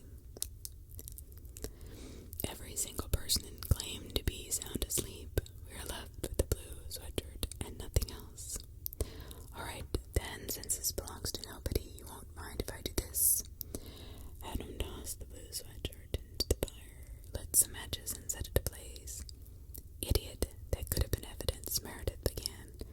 "Evidence of what?" "The spooky encounter in the woods," he countered. "Well, set a watch. It's the only thing we can do at this time of night." I began to argue, but it quickly became evident that there was not much of a point. So I all stood there, stared as the last trace of intruder disappeared into the wind. Well, Adam and another counselor named Anna agreed to stay up by the campfire until daylight. I didn't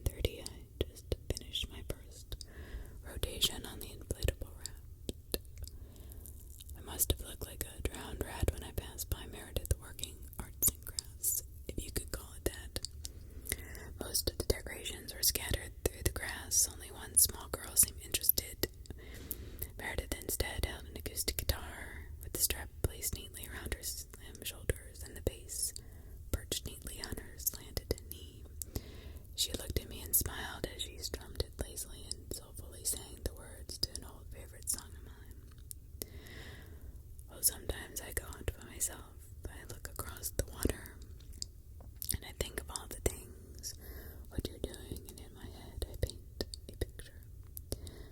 I stared in awe of my awkward, gangly glory. Shit, what do you say to that? I think in that moment, I fell in love for the first time. My face turned bright red. The kids around Meredith started to giggle and point. I laughed and danced away like the awkward asshole I still am today. At 11:45 in the morning, I was on my way to Kevin 8 to change into dry clothes, to get ready for lunch when I overheard Adam talking to the park rangers. They must have come back. The kid is not lying. The other counselors don't take it seriously, but I believe him. There was someone out there last night. A radio crackled with the usual monotone dispatcher. The tall ranger rushed to silence it. Okay, we searched the grid, we checked around the camp, found nothing else suspicious. Would have been great if you kept the sweatshirt. I don't know why you would burn it, but we'll have somebody out here tonight to keep an eye on things just in case. Okay, kid, definitely make sure to phone your boss about the incident as well. Thank you, officer. I retreated back inside my cabin and changed for volleyball. Realizing Adam might not be such a bad guy. He believed me, and that's all I needed.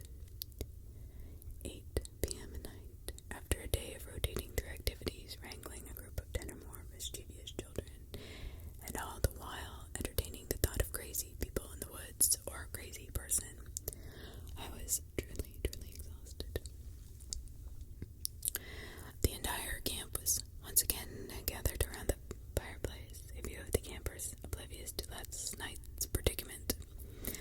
He had asked Meredith to perform after they heard her song from earlier, and so I sat, completely hypnotized and transfixed on her beautiful and colorful voice until sometime well past 9.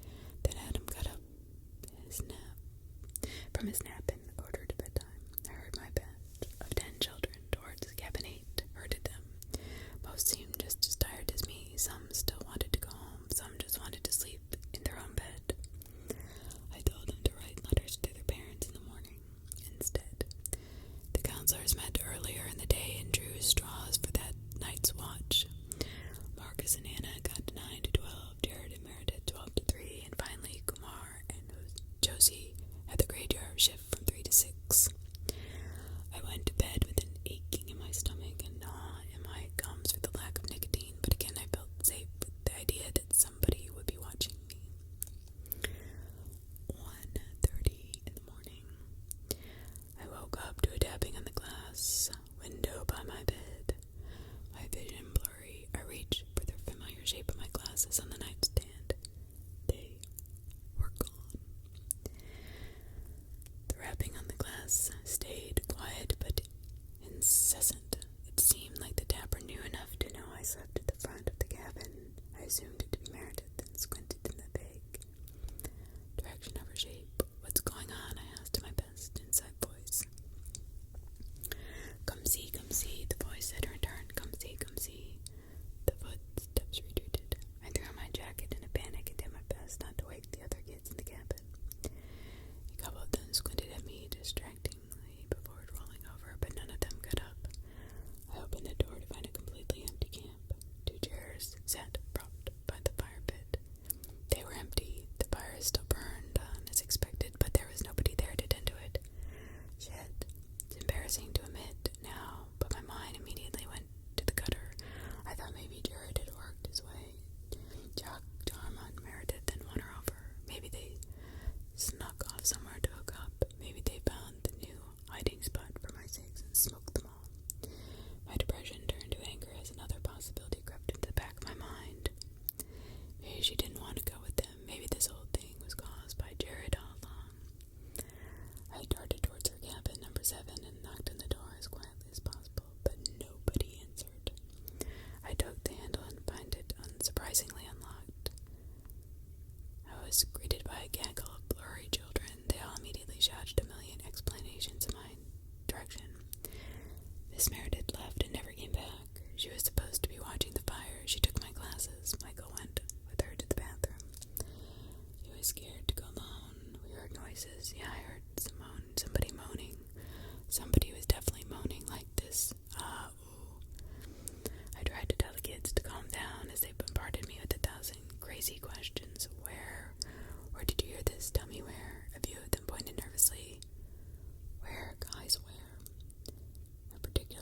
brave 10-year-old boy named Martin pushed himself to the front. They went into cabin 9. The empty cabin. 2 a.m. Time to wake up, Adam.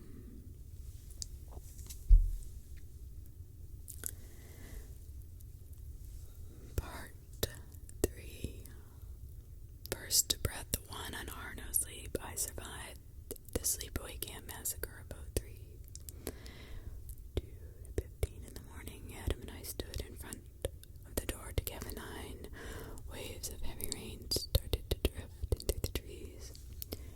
I told him everything the campers told me about the moaning in the woods, about the missing children and the missing counselors. I told him one kid saw someone go inside this very cabin. I could tell he was scared, his arms and legs trembling together so nervously I thought they might collapse or start a band. Honestly, I didn't mind. Then in that moment, I was scared myself. My own campers and cabin mates scampered up their beds to watch us from the windows inside. I gestured angrily to get down and out of sight. Adam, what's the plan? I asked distractedly. He stared back with wide, blank eyes. I'm thinking, man, I'm thinking. We don't have time for that, man. Look, the kids are missing. I really think something's going on here. He winced.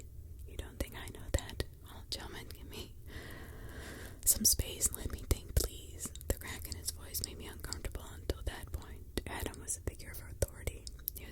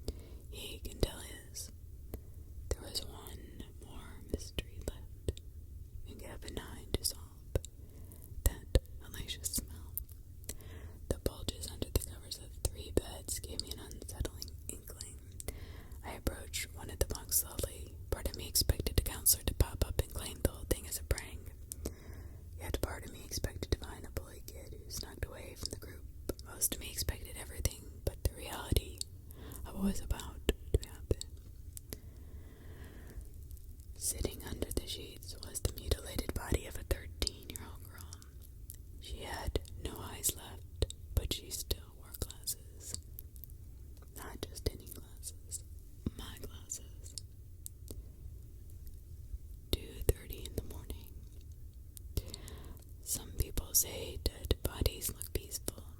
I've heard it before in a few Hollywood films and television shows. They're just sleeping and the like. Well, they're wrong. They're all wrong. Amelia's face turned blue. Scars and scratches covered her neck. She still had bits of skin in her fingernails. The blonde hair that I recognize in magnificent curls to start the day was tangled, matted, and mixed with oddly colored blood stains and raw lake water. I reached out to check her wrist for a pulse. Her skin was still wet, but horribly cold. Colder than any human being I've ever touched before or since. I looked around the room one more time. Two more shapes sat in consecutive beds to my right.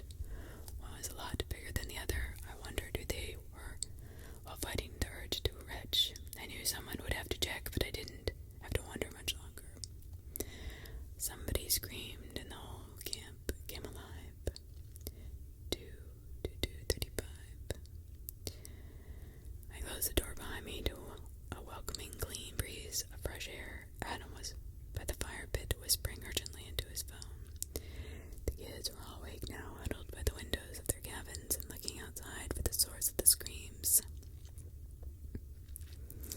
Adam paused and looked towards me hopefully. He seemed absolutely oblivious to the chaos around him. I shook my head. Suddenly, half-dressed campers toppled out of the cabins like it was the 4th of fucking July. Their chattered, excited voices erased all of the essence of the horror I just witnessed. I had to stop and grab a couple just to move them out of the way. I felt like a running back in the middle of a sea of zombies. Maybe that doesn't make sense. I'm sorry. It's just the way I remember it. Shock can do a lot to a person. The counselors rubbed their eyes and shouted questions at me. The chatter of their tiny little voices. What? Tell Max, who was screaming, what do we do? Everyone looked towards Adam for instruction. He hesitated, then he put his head over his ear, turned around and yelled something stupid back into the phone. Keep everyone away from cabin 9. No one goes in, I yelled. Melee, come with me. 2:40 in the morning. Have you ever yelled across a lake? Voices have an awkward way of traveling across flat water. Sometimes, if there's nothing to obstruct the sound, someone that's actually very far can sound very close by. Meredith and her abductor sounded like they had been within the campgrounds. We were sure of it, but by the time we arrived, they were actually quite far away. 200 yards to be exact, directly across from us on the opposite waterfront.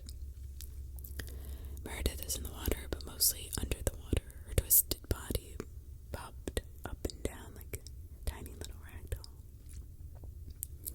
Her gasping voice came impressive, heaving anguish that dripped in and out like a skipping record player. She tried to scream for help at someone, anyone, but nobody was there to give it. Her voice became weaker and weaker. Her limbs started to thrash less. Then, as suddenly as it started, it stopped. The man that held her was enormous and relentless.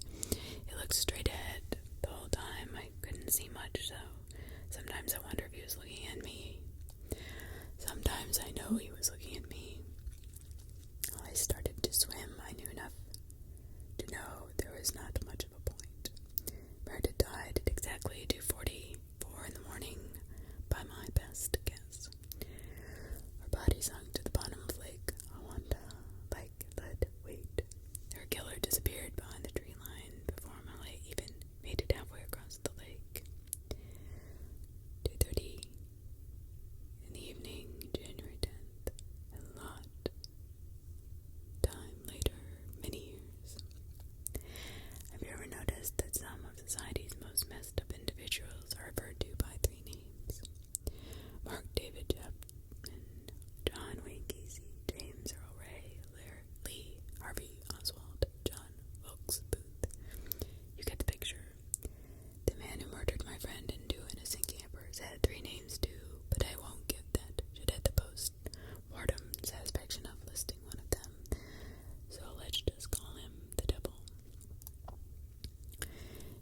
was charged with the first-degree murder of his mother in the spring of '84. He escaped from a nearby prison in the summer.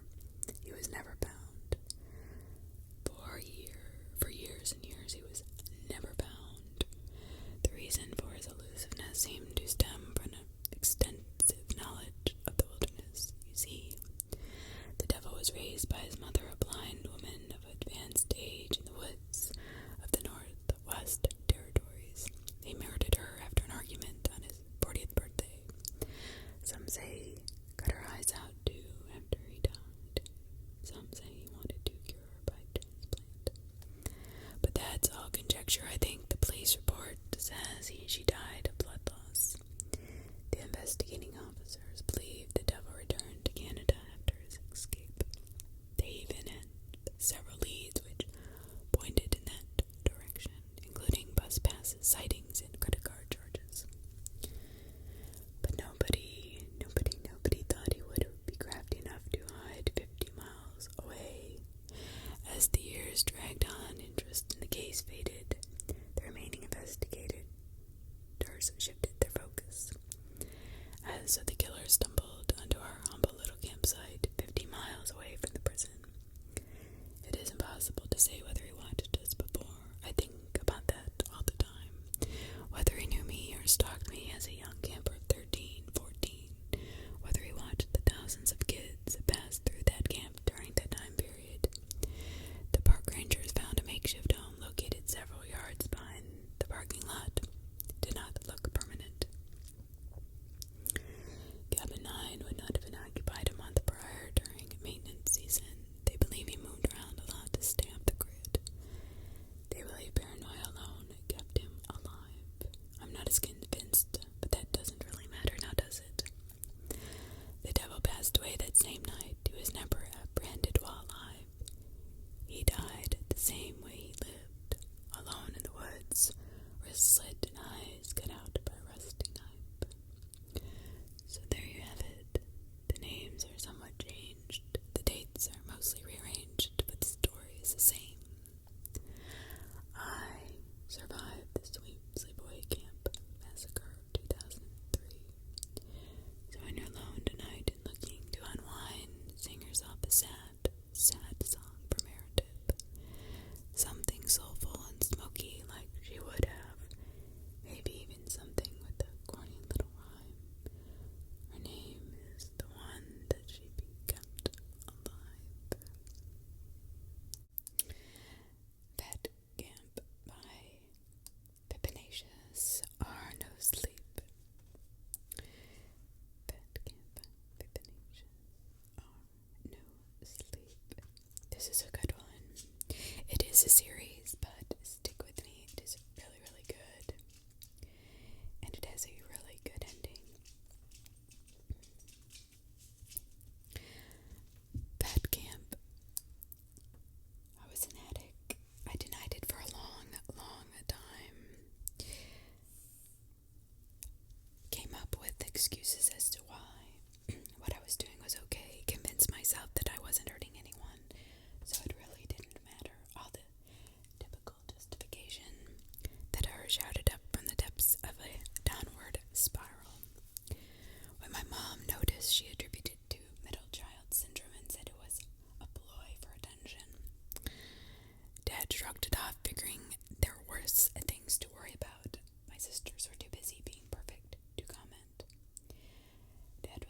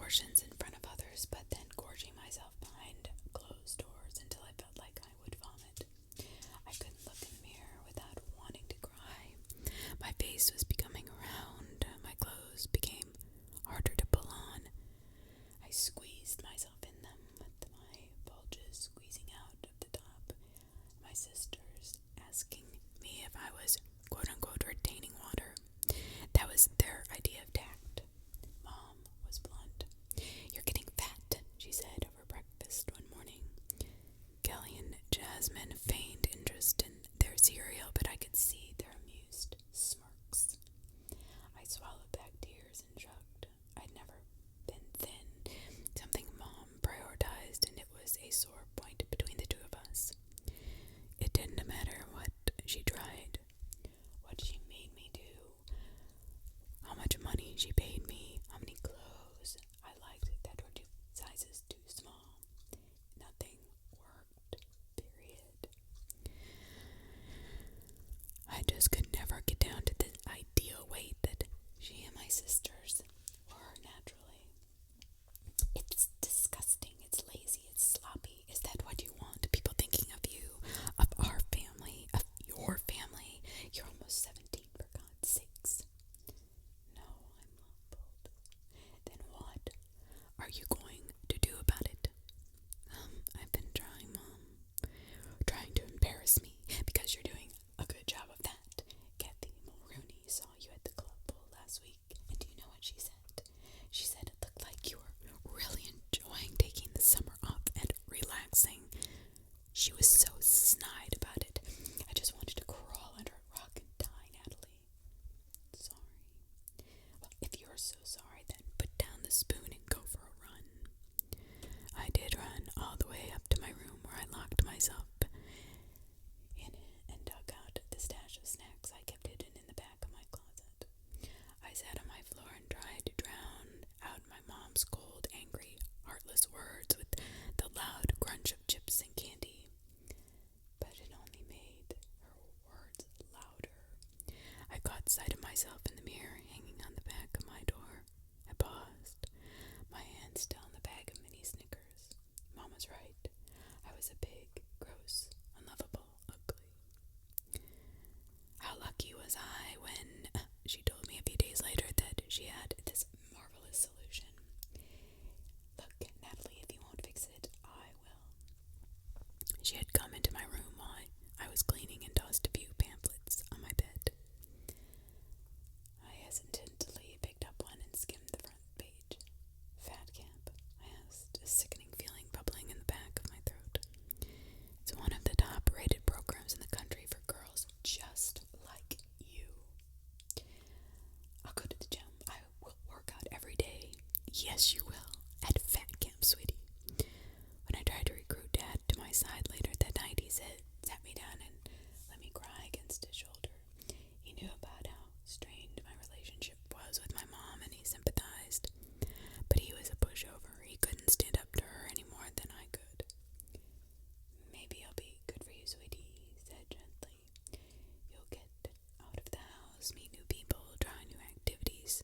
Maybe it could be fun. She hates me, I said flatly.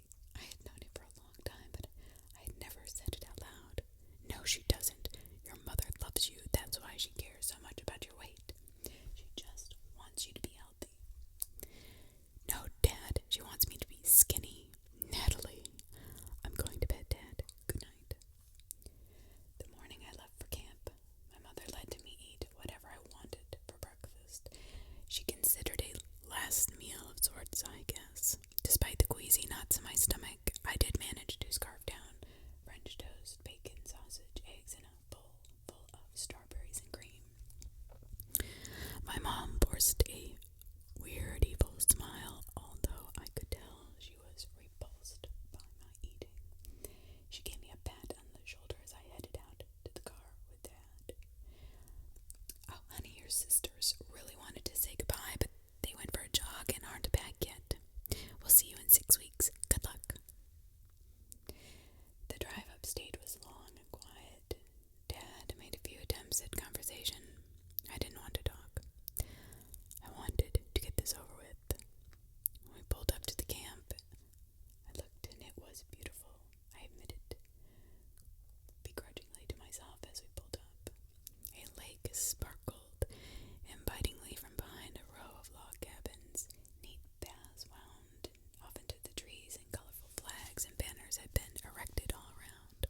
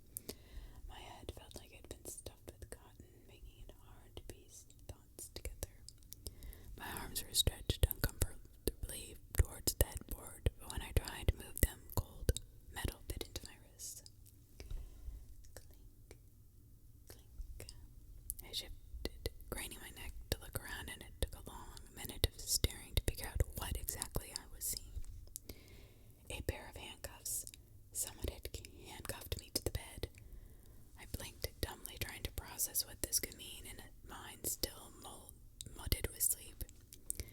Around me I heard similar confused murmurs and the curious tugging of handcuffs.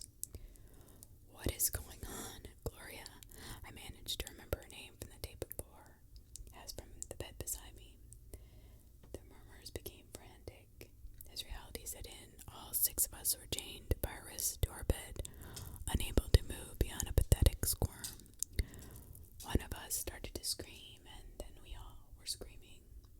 The door to our cabin burst open. Ashley, our counselor, rushed in.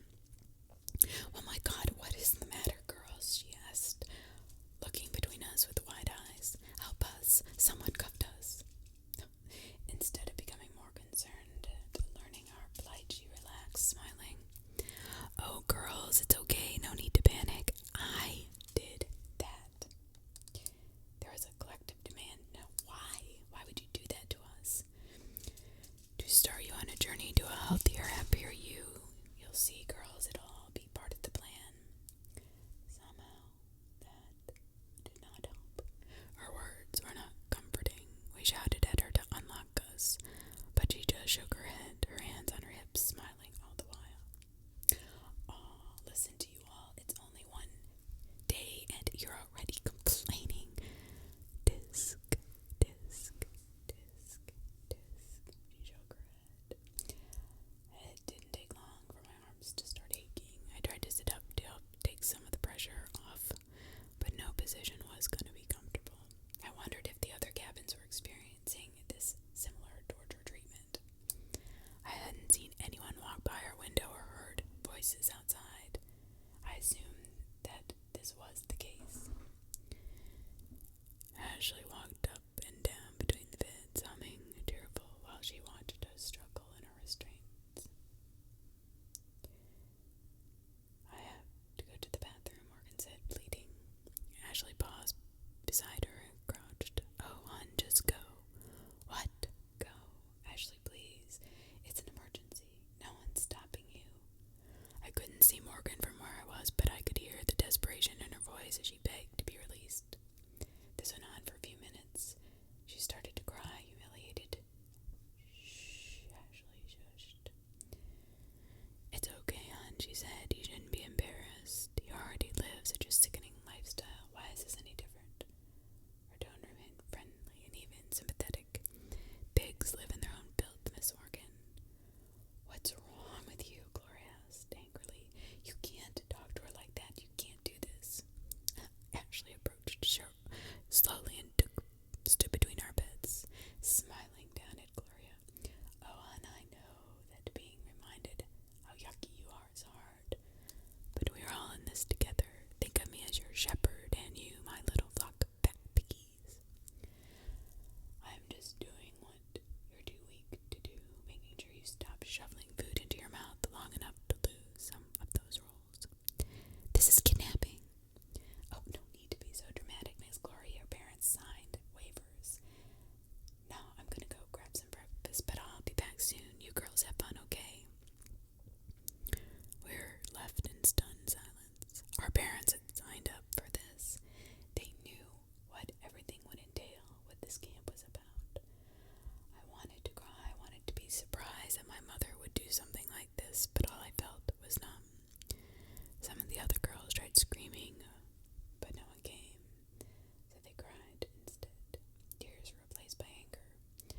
We all swore and made empty threats at the closed door. We tried to comfort one another as best we could, discuss possibilities for escape, but it was only half-hearted, and eventually we all went quiet, lost in bitter thought. Hunger settled howling in my stomach, grumbling and groaning for relief. My mouth watered at the thought of everything I wanted and shook my handcuffs irritably. In the back of my mind, I could hear my mother's voice berating me for being so concerned at the food at a time like this. Immediately, guilt flushed over me and shame. I shut my eyes, praying for any kind of relief. Ashley didn't come back for many hours, and by then all of us were lying in our own waste. I was so embarrassed that I could barely bring myself to look at the other girls, much less Ashley and her steady, sunny grin. "Whew, girls, it smells like a sty in here. Who wants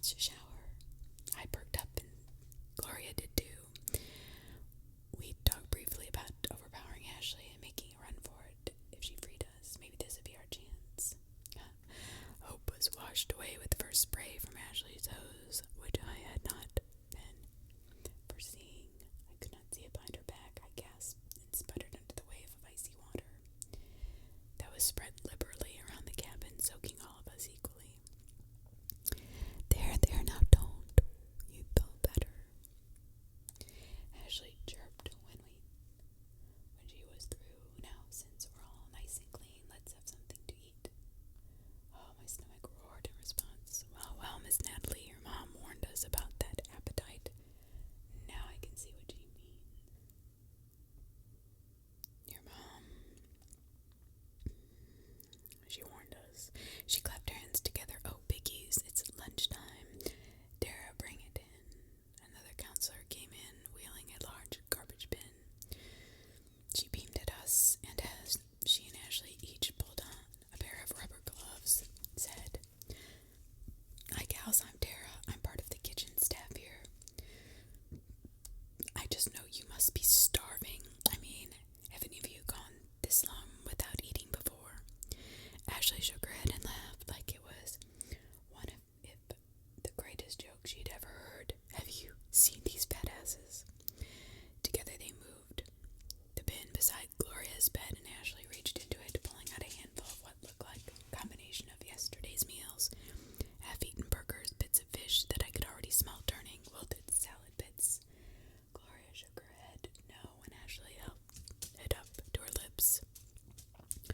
Her mouth clamped shut. "Oh, this little piggy isn't hungry," Dara pouted. "What do you think, Ash? Are any of them?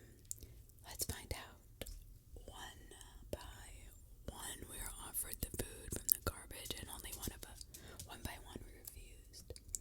I was confident they would not let us starve. They couldn't let us starve, and I was not going to eat garbage. They did not try to force us, just move on when it was clear we would not take any garbage.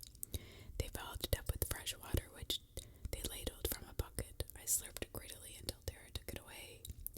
Tisk, tisk, tisk, with amused reproach. "Wow, what a great first day," Ashley said. And once they finished, they sauntered out. But before they left and closed the door, she turned around and said, "You guys are already learning to listen to your bodies, eating only when you are truly hungry. I'm so proud of you. Okay, I want you all to really think about how much you accomplished today. Me and Dara are going to take your food back to the kitchen, but don't worry, we'll bring it back tomorrow. Waste not one, not girls, right?" They both laughed, covered the bin back up before heading out. As she left, Ashley half turned one more time. "Oh, and congratulations, ladies. You are on your way to a healthier, happier you." The door shut loudly behind them, leaving us wet, hungry, and the first time more than a little afraid.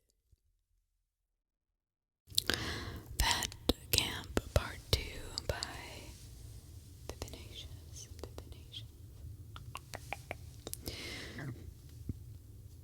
After the first couple of days, keeping track of time became hard.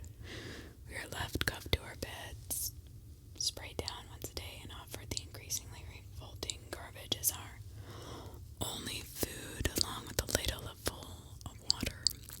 I managed to hold out for a little while, but I was weak and I was hungry, and finally I took a bit of what only barely still passed as a turkey burger.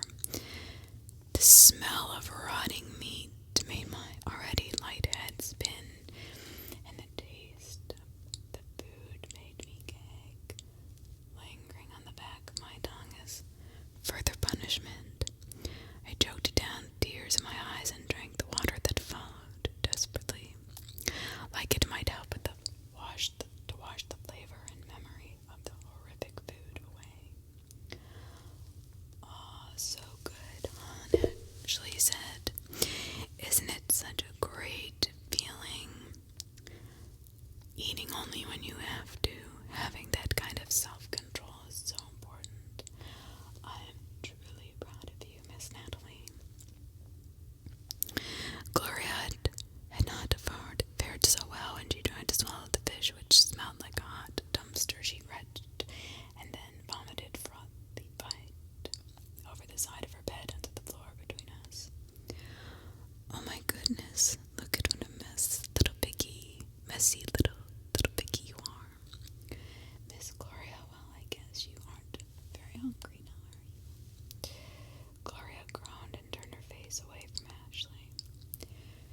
She had been so full of light in the beginning, but the longer we were out there, the more it fizzled out.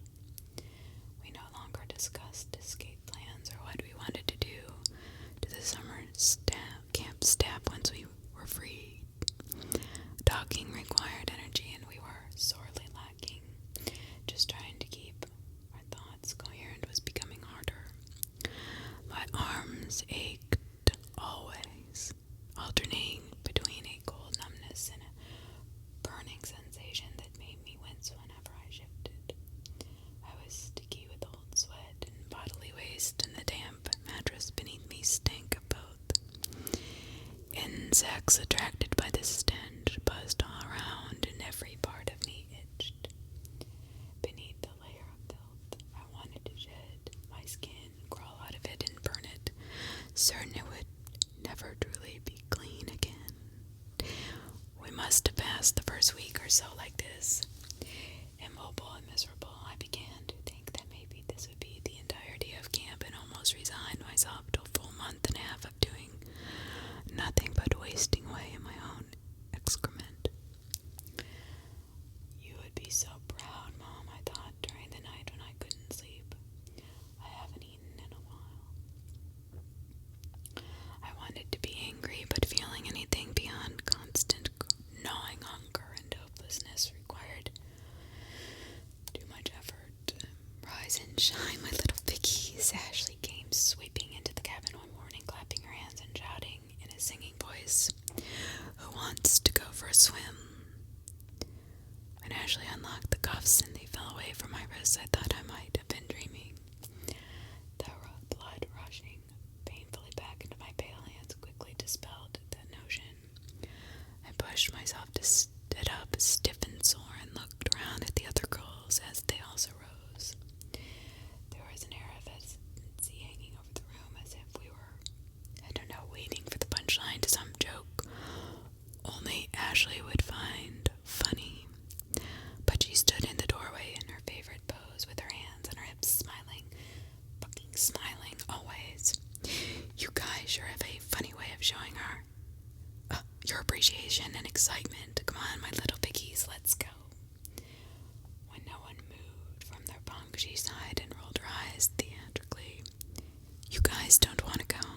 I know having to get off your huge asses is a scary thing. I know exerting yourself more than unwrapping a candy bar is hard. But that's why you're here, to learn that being so lazy is unacceptable. Last chance, piggies, let's go. Underwhelmed by our continued reluctance, she reacted down outside the door and picked something up, a long steel rod with a rubber grip handle. On the opposite end, which she displayed clearly for us to see, were two protruding metal pins. Do you know what this is, girls? She meandered between the beds with the rod, swinging the rod casually. No, none of you. Silly piggies, I guess it's better to show than tell. She stopped at the foot of Inez's bed, and the girl cowered against her headboard. Inez was the large of us, soft-spoken and gentle. I hadn't heard her speak much since the first day we'd arrived, only cry.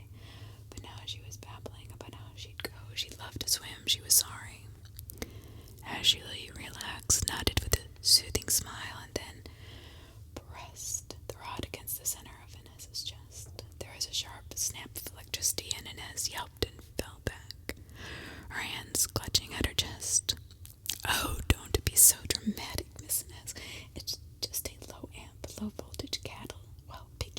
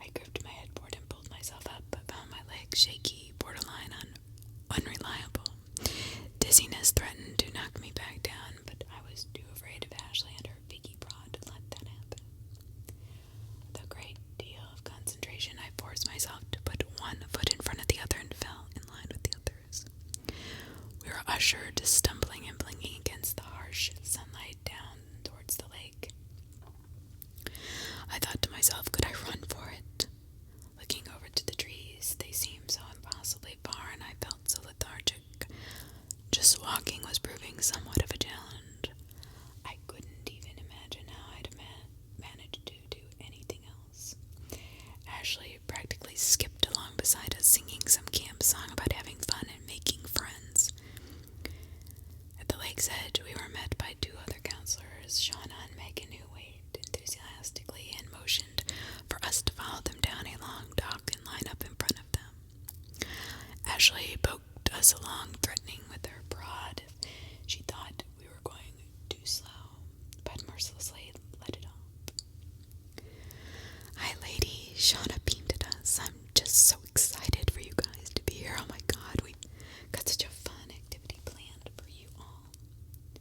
"Yes, we do," Megan jumped in. "It's called whale watching. You want to hear how to play?" I think all of us looked at each other in disbelief as what we heard, because we couldn't imagine what this entailed. When we didn't answer, Ashley shoved the prod under Morgan's arm and pressed the trigger. Zap, zap. Morgan collapsed against me with a cry, and we both almost fell backwards into the water. Shauna waited until we had regained our balance before continuing. "Okay, piggies, this is how it works. You guys, the whales, are going to get in the water and tread, tread, tread. We're the watchers. We're going to sit up here on the dock, and you guessed it, we're going to watch you piggies tread water." Well, but here's the fun part, Megan said. "The first person that gets tired and needs to be pulled out gets 5 pokes from Ashley's piggy prod. Every person after will get 1 less until there's only 1 of you left in the water. That person won't get the prod. They'll get a nice bowl of fresh salad instead. Now, doesn't that sound like a fun game?" The 3 counselors cheered enthusiastically and directed us to turn and face the water. I remember thinking how pretty it had been when we first pulled up and how I had been looking forward to going swimming. Now I was half convinced I was going to drown. We were shoved in with the shouts of encouragement trailing behind us. The water was cold and deep and sent a shock through my system. Ashley and the others sat on the edge of the dock, their legs dangling over the side. Occasionally they'd kick up water at us, laughing at us all the while. "Don't slow down, Diana. You won't get rid of your blubber by just floating there. You're a whale, not a log. Keep it kicking. Oh, look at my little piggies. Paddle, paddle, paddle. I'm so proud of you." It didn't take long for my lungs to start burning from exertion. My arms and legs felt heavy, even submerged, and it took every ounce of strength to keep them moving. The fatigue I'd felt before was becoming thicker, a blanket of weariness that threatened to drag me under. Beside me, Gloria's dreading started to turn more into flailing. I saw her head bob dangerously low. She went under once, pulled herself back up, and then was down again. She was gasping for breath, coughing, and her splashing was becoming panicked. I heard her shout for help before going under again. I wanted to go to her, but the warning that a drowning person will pull you under with them echoed loudly in my ears. "Help her," Diana shrieked, which had a ripple effect, and we all started screaming for them to do something. After a minute of listening to us call for help, Shauna stood up and lazily sauntered to the pole where the rescue ring was hanging and unhooked it. "You sure you want this, Gloria? If you give up now, there's 5 pokes." "Someone's got to be first," Ashley said, pointing the prod down at Gloria. "Throw the ring." "Alrighty then." The ring landed with a flat splash against Gloria. She grabbed it and pulled it close, clinging to it with desperate fear. The whole time the counselors hauled her in by the ring's rope, she stared back at us, pale and shivering. After she'd been pulled to shore, Ashley hauled her off and led her down the dock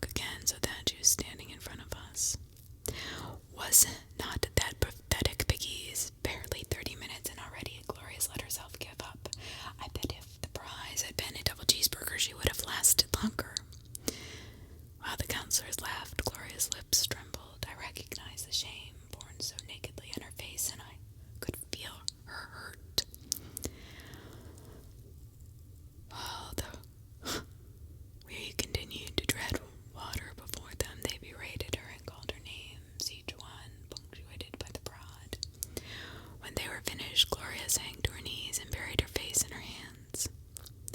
"We aren't doing this because we want to hurt you," Ashley said, patting Gloria on the back.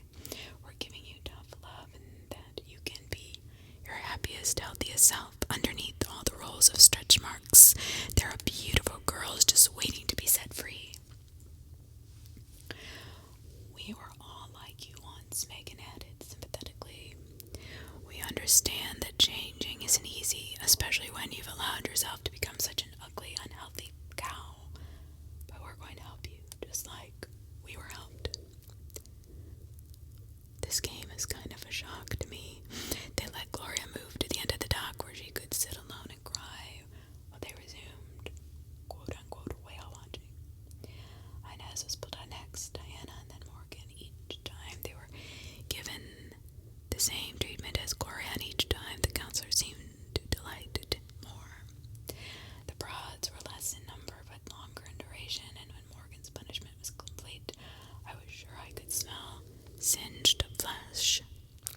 With only two of us left, Ashley crouched and clapped. "I'm so proud of you, Miss Natalie. You too, Miss Gracie. You sure are showing these other ham beasts how it's done." Grace and I exchanged worried glances. The only thing that had kept me going was the threat of that prod, but even that was starting not to be enough. The water felt thick, harder to push through, and my arms especially screamed at me to stop.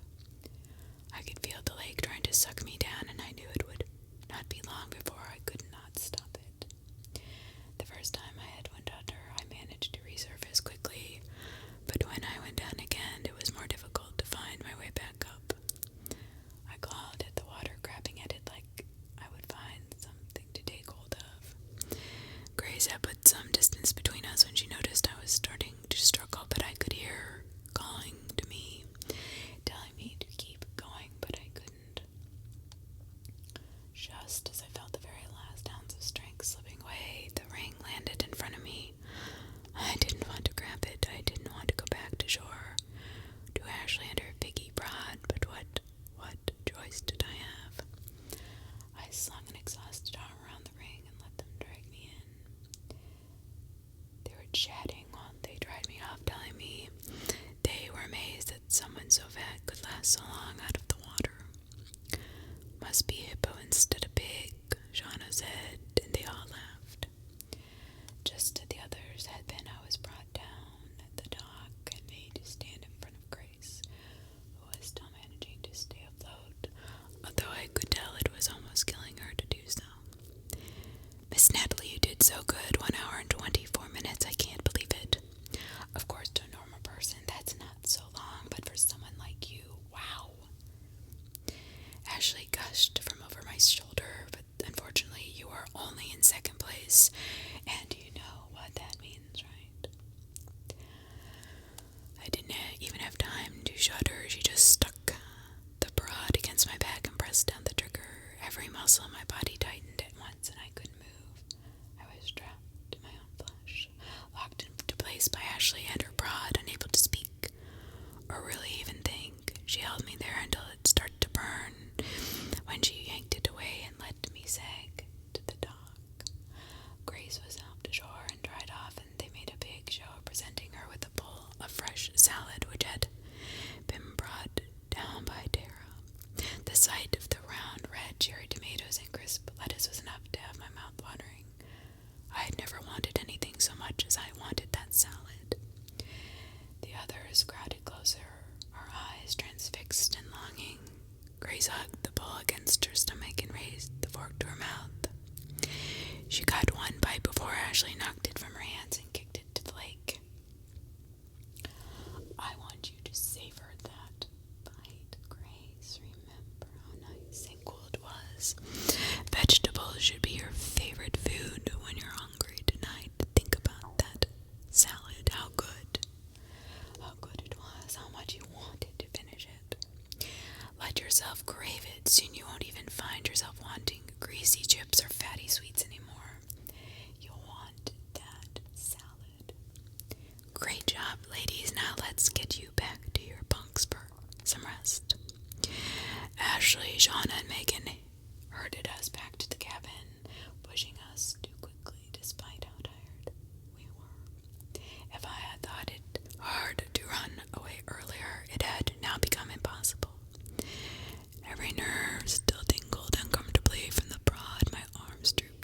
uselessly.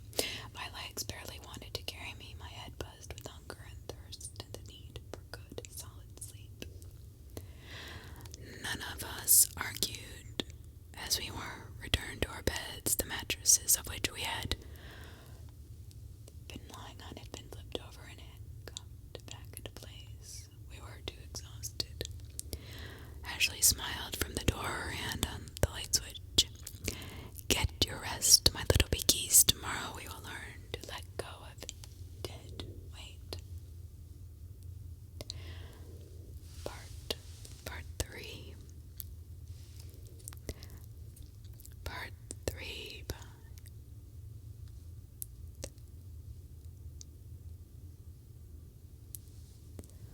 Pippinacious. Part 3 by Pippinacious. After such ominous parting words, I was sure I wouldn't be able to sleep, letting go of dead weight.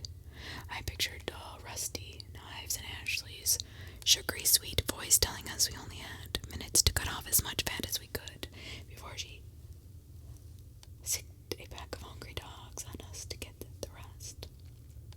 Even with images of blood and screaming filling my head, however, the threat of whatever tomorrow might bring was not enough to overcome the sheer exhaustion that enveloped me. I drifted in and out for hours, sometimes waking from the pitiful whine of my stomach, sometimes from the depths of the watery nightmare, sometimes from the pain. Everything hurt. I felt strained, stretched thin, sore. My head throbbed, leaving me clouded and dizzy. I wondered over and over again how much more I could actually take. In a half-dream state, my thoughts wandered to my mother. Had she really known what they were going to do? Had she willingly signed away my safety and well-being in the hopes I'd lose weight? Surely no mother would prefer her daughter starving, possibly dying, instead of being fat. Then again, this was the same woman who would only admit I was her child if asked directly. Otherwise, I was just Natalie, the afterthought, or only introduced out of necessity. I almost wanted to laugh, or maybe I wanted to cry. I wasn't really sure. Were the other girls from similar homes? We hadn't really had a chance to talk about much about our lives outside of camp, much less our relationships with our parents' families. But no sane parent would have sent their daughter here. I had been known that there were other mothers like mine out there. I thought they were few and far between. The number of girls I'd seen at camp at first sight must have been 50 or 60. It made me rethink all of that. I watched the room go from black to gray and then light up with cracks of sunlight that snuck around the drawn curtains and under the door. Grace started to cry when she woke up and saw morning had come already. We knew what it meant, and it terrified us. As if dawn, drawn in by the tears, the cabin door was flung open, and Ashley strode in, all pep and good cheer. "Good morning, little piggies," she sang, stretching her arms overhead and inhaling deeply. "You gals sure know how to stink up a place, don't you? But that's okay. That is okay. We will deal with that later. For now, though, we have other things planned." She rubbed her hands together and looked around, excitement shining in her eyes. There was a collective nervous shifting of beds, springings, and coughs as she walked down the row of beds, inspecting us visually, dissecting us. "You little piggies hungry?" she asked, when she looked at each of us over. We lay in tense silence, unwilling to answer. After the garbage and the trick with the salad, we didn't expect anything from her. At least not anything good. "I asked you a question, lady." She jerked her hands in her hips. "I expect an answer one more time. Who's hungry?" The non-committal groaning and mumbling she received seemed to have been good enough, because she waved out the cabin door and Tara came in carrying a covered tray. "Miss Tara whipped up something extra special this morning to help you get prepped and ready for the activity today. Who wants first dibs?" When no one Oh, you're the fattest little piggy in here. I bet you're dying to dive in, huh? Okay, come on, Tara, let's get her some breakfast, but be careful. Don't want her gnawing off your hand. They tittered together and set the tray on the bedside. Pinus, I don't think any of us breathed while we were waiting to see what fresh torture they concocted for us. The lid was moved and Inez's eyes went wide. Sitting in the very center of the tray, still seeming, was a half-full bowl of plain oatmeal. Ashley plucked up the spoon that Tara had brought and filled it with the oatmeal. What do you think, Miss Inez? Want some yummy food? Ashley asked, the spoon held tantalizingly close to Inez's lips. Inez nodded once, her chin quivering, ravenous hunger burned feverishly bright in her eyes, which never left the spoon. Ashley laughed, delighted, and fed Inez the bite of oatmeal. Tears streamed openly down Inez's round cheeks, and she held it in her mouth, savoring the first real food she'd had in over a week. The rest of us all unconsciously leaned forward, looking and chewing our lips, trying to at least get a whiff of the oatmeal over the rank cabin air. Okay, little piggy, before you get too carried away, you need to make a choice. There it was, the catch. I had known it was too good to be true, but it still raked like ice down my spine. We all tensed, waiting for Ashley's terms. Now you can have this whole bowl all to yourself, every last bite, or you can take one more spoonful and pass it down to the next girl. The room went silent. Inez's mouth had fallen open and she looked to us. There was a war going on inside her, and we all silently begged that she left the right side when it passed the bowl along. Our empty stomachs rumbled loudly voicing our hunger for us when we dared not. Pass, she quietly said and hung her head. Oh my goodness, how generous is she, girls.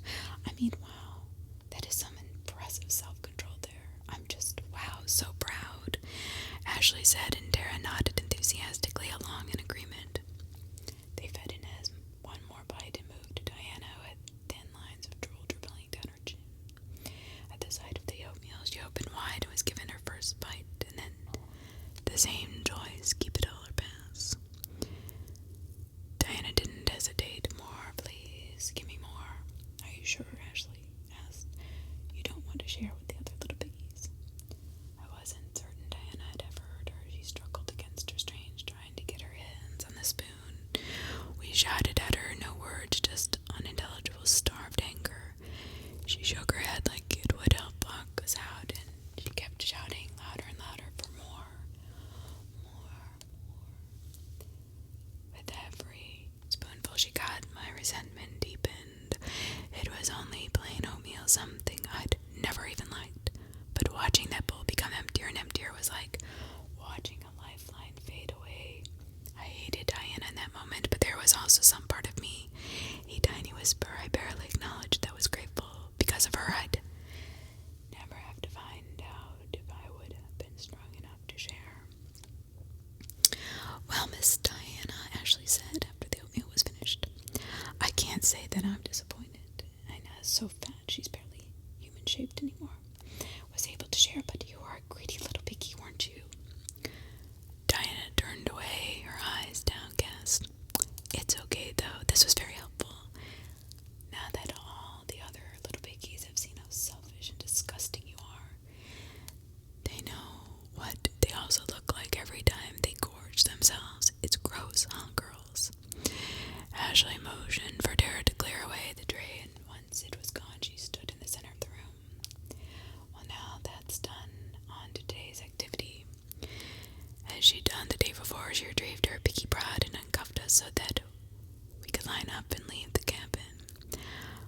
Diana made sure to stay at the back of the line by Ashley to avoid our reproachable glares. But more than once I looked over my shoulder so that she was forced to see my anger. Ashley told me that no one liked a stink face. Again, I considered running, but even if I tried, how far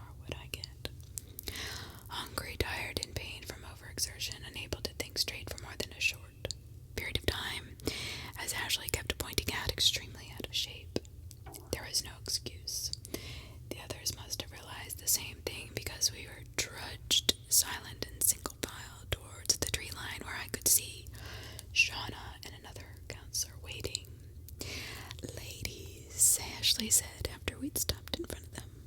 I'd like you to meet one of our activity coordinators, Carolyn. She helps think up a lot of fun things we get to do. Say hi. There was sort of a murmur of grudging hellos, and Carolyn waved with both hands, grinning. So, Caro, you want to tell my little piggies what we will be doing today?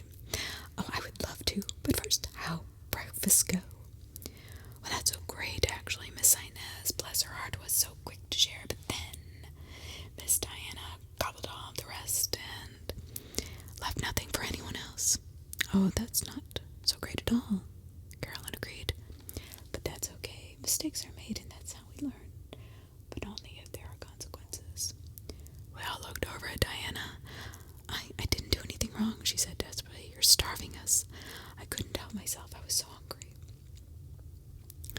Breaking down to heaving sobs that shook her whole body. Oh, it's okay, hon. Shh, shh. Ashley put her arm around Diana's shoulders and gave a squeeze. It's okay. You're weak. We know. We're working on that. We're going to fix that. We certainly are, Carol said, and today's activity was planned with that very goal in mind. Today our focus is going to be on learning to let go of dead weight. Doesn't that sound fun, Diana? Why don't you come here and we'll get you knitted out so the others can see what we're going to be doing? Diana shook her head and tried to back up at a poke from the piggy prod at her jumping forward. Carol and Shauna grabbed her arms and hauled her front and center. Now, girls, today we're going to take a rope. Carolyn held up a length of rope, tied it down around Diana's waist, and tied it around each of you like so. We are then going to knot the free end to the next girl line. So, what's your name? Oh, this is Natalie. Ashley answered for me. Okay, Natalie, come here, that's it. She wrapped the rope around me like a belt and tightened it uncomfortably before tying me to Diana. Down the line she went until we were all strung together. Okay, now that we're in our little chain gang, we're going to accessorize Shauna. Shauna knelt and picked up a box that I hadn't noticed sitting behind her. She opened the box and held it out so we could see its contents, little black boxes with straps. Ankle bracelet, she said, giving the box a little shake. Tracking ankle bracelets. Carolyn corrected her, grabbing one to affix to Diana's ankle.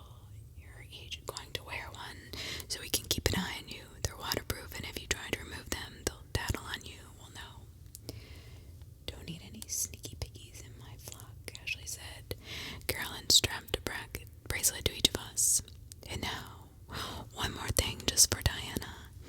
Carolyn rooted around at the box and came up with a pair of wrist weights. These are each 10 pounds. They represent the weight you're no doubt going to gain if you keep eating like the little pig you are. Aren't those heavy? Ugh, fat is such a drag, huh? Diana let her weighted arm fall to her side with a whimper. So, wants to find out what all this is for. I do, Ashley jeered. Great, because it's so simple. All you guys have to do, she paused for dramatic effect, is run. Not so easy when you're all tied together, huh? Someone's bound to get tired. Slow everyone else down, right? Oh, not to worry. Just let that dead weight go. You can untie the knot and you'll be free to keep moving. If you don't want to leave the dead weight, we're more than happy to give you a little encouragement. And the girl is left behind. We picked up by a counselor. There's a few spread out in the woods, so don't worry, she won't be long. Shauna said the last thing, still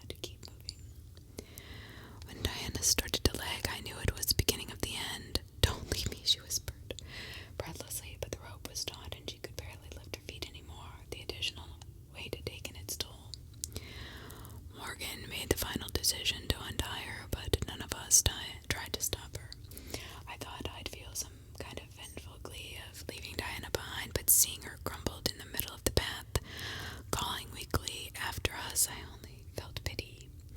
We kept marching forward even after her shrieks started, and we were sure the counselors had found her. Grace fell next, face down and sobbing, and when we tried to get her back on her feet, a counselor appeared on the edge of the path, a familiar rod in hand. She waved it warningly at us, and we were forced to leave Grace behind. I wanted to be strong. I wanted to prove Ashley wrong. I wanted to walk until my feet fell off, just to show her that I could withstand whatever she threw at me. But what I wanted and what I was actually capable of were two very different things. I stumbled and grabbed at Inez, trying to keep myself upright, but she shook me off, unable to bear my weight along with her own. Please help, I begged pathetically. Instead, Inez undid my knot, freeing the remaining three from me. She looked at me, her expression haunted, and said, "I'm sorry." I watched their backs as they continued on without me. "I'm not stopping," I wheezed. "I'm not stopping." I made it a few small steps before I was prodded in the back and sent staggering to the ground. No, little piggy. No, it was Carol. No, you are deemed dead weight, and dead weight doesn't get to go. Ashley, Joanna, we got another one down. Together they stripped me down to my underwear, leaving the ankle bracelet attached, and dragged me to a thick tree. I was tied tightly to the trunk so that its bark bit painfully into my bare flesh every time I tried to move. Once I was secured, they each took a turn using the piggy brought on me. Since dead weight gets left behind, you get to sleep in the woods tonight. Ashley crouched in front of me. I want you to really think about that lazy life of luxury you've been living while you're out here. All that comfort, how easy you've had it. It's made you into the little piggy you are today. You need to learn to toughen up, and this exercise will help you do just that. She gave me what I might have thought as an affectionate tweak under my chin if it had come from someone else, and stood up. Okay, ladies, let's go see if we've got any more dead weight to deal with. They linked arms and walked away, leaving me alone, almost nude, and tied to a tree in the middle. Part 4 by Pippinacious.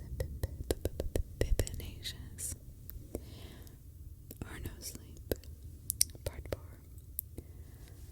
I struggled feebly, uselessly against the ropes, but all it did was make the tree's bark dig deeper into my naked back.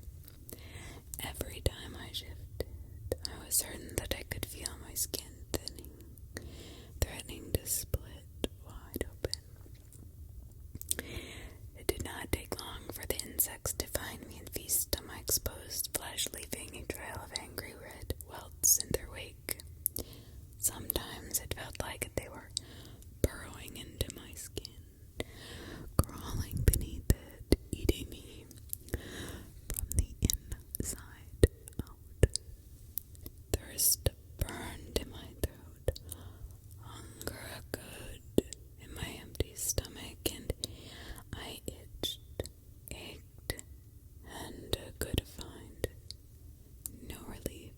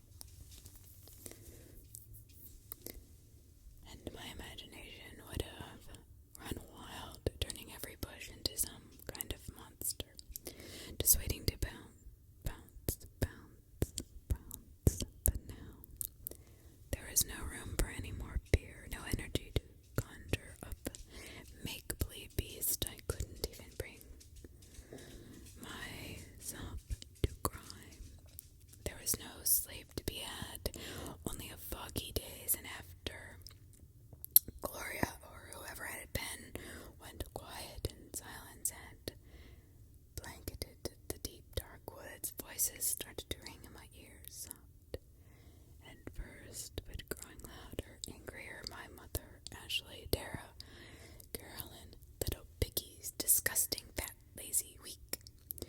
The chorus went on and on, bouncing through my mind until it was all I heard. I couldn't find them. I couldn't figure them out, and I could not find them. Bite them up. I couldn't make them stop. Round and round and round they went, until I was sick and dizzy with grief, guilt, and self-loathing. I was all those things. I was. If I had been stronger or better, this wouldn't have happened. I didn't realize I'd started hitting the back of my head against the tree until the voices shattered, broken by the heavy crack of my skull against the wood. I forced myself to stop, retching my head from side to side, then breathing hard. I'm losing it, I whispered and laughed softly, bitterly through the few tears that still managed to slip out. I had thought earlier that I could get through it, that I could prove them all wrong and had overcome anything. I knew now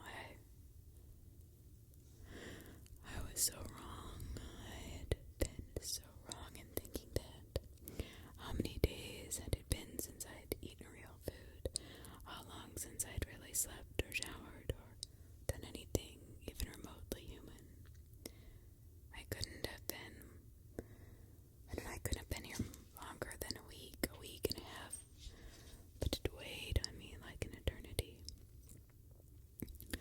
To keep that voice inside me at bay, I tried to think of a song, any song. I couldn't make sense of any of the jumbled lyrics that were trying to surface. I started to hum tunelessly instead, just a steady noise to fill up the space in my head. Natalie, I looked around sharply, only half sure I'd actually heard my name. Natalie, there it was again, coming from somewhere just opposite me. I leaned as far forward as the rope would allow, which was not much,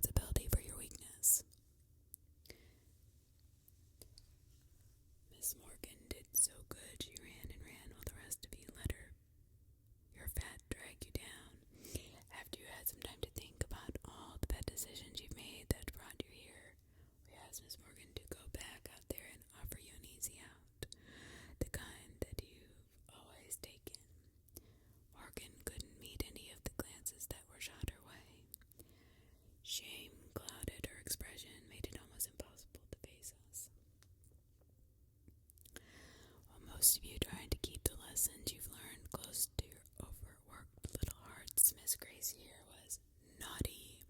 Can you believe she tried to run away after all the help we've given her? Given all of you, I must say I really was disappointed in Miss Gracie. But I can forgive you, my little piggy. I can and I will. Because we all make mistakes. Grace dared to look hopeful. She even tried to smile in return and Ashley gave her shoulder a squeeze. But remember, Ashley said sweetly, in order to earn that forgiveness, you must face the consequences. Grace's smile faded into confusion and then into a terrified, pleading frown. She tugged at her restraints, begging Ashley to give her a second chance, to let her prove that she was good, just like the rest of us. Ashley crouched beside her and smoothed Grace's hair away from her face, shushing her gently. Your whole life has been spent with people going easy on you. That's why you look like you're made of dough. It's time for some tough love, sweetie. Tara, come on in. The cabin door swung open and Tara sauntered in, one of the large metal serving trays in hand. Its cover was in place. Hiding the contents inside, she brought it over to Ashley and with a dramatic flourish removed the lid. Great.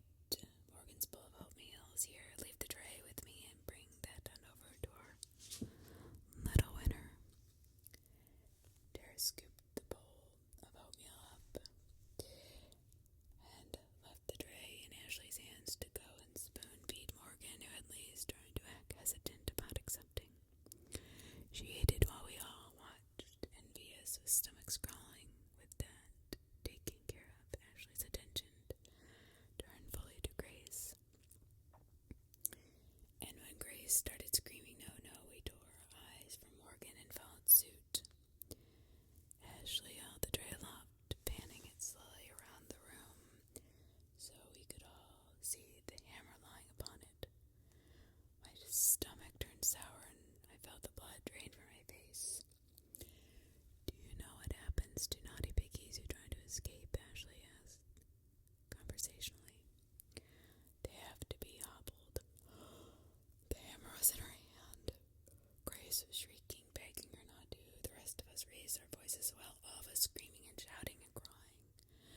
But it wasn't enough to cover the whack of metal meeting flesh or the crunch of bone that followed. When Grace tried to kick Ashley with her bare foot, Tara dropped the bowl of oatmeal, spilling it across Morgan, and rushed to hold her down. 4 times Ashley swung the hammer, and each time Grace became more shrill. Pain contorted her features, bulged her eyes, twisted her hands in her cuffs. I wanted to vomit, but there was nothing in my stomach to purge. You see, my little piggies, Ashley asked, her face flushed. This is what happens when you're naughty. You must be punished. It is the only way you will ever learn. Don't you understand this now? You have been coddled your whole lives, allowed to become huge and unhealthy and ugly. The first chance you get to run right back to what's easy, which just starts the cycle all over. You're never going to improve if this is how you keep living your life. Grace was rolling her head back and forth in pain, moaning gutturally. Big, large beads of sweat popped up on her forehead and dripped down her face, mingling with her tears. Ashley tweaked her cheek and stood up. Okay, girls, I feel like we've made some real progress, but now it's time to rest, so lights out. I shut and tried to dream of something other than food. On the way to the door, I overheard her say, that always reminds me of the Stephen King book, the one with the author and the crazy lady. Ashley giggled. Where do you think Carolyn got the idea? There was no comforting Grace that night, although we tried what little we could.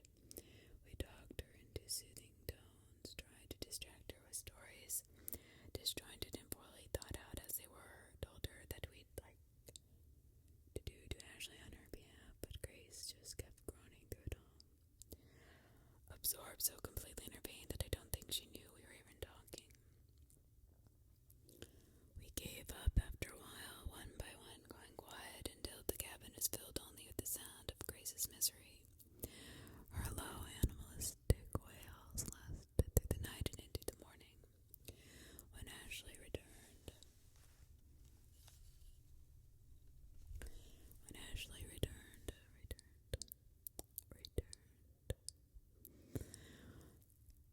roses down, she frowned down at Grace from the foot of her bed and gave her an extra spray in the face.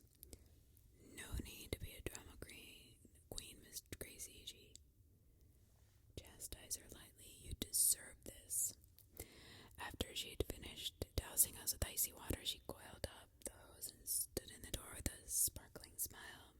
You girls are going to be so thrilled for our next activity. We have to wait for it to rain, but that should happen any day now. As soon as it does, we are back outside and learning how to really appreciate the hard work that goes into putting food on the table, and then until then, enjoy a few days with your feet up.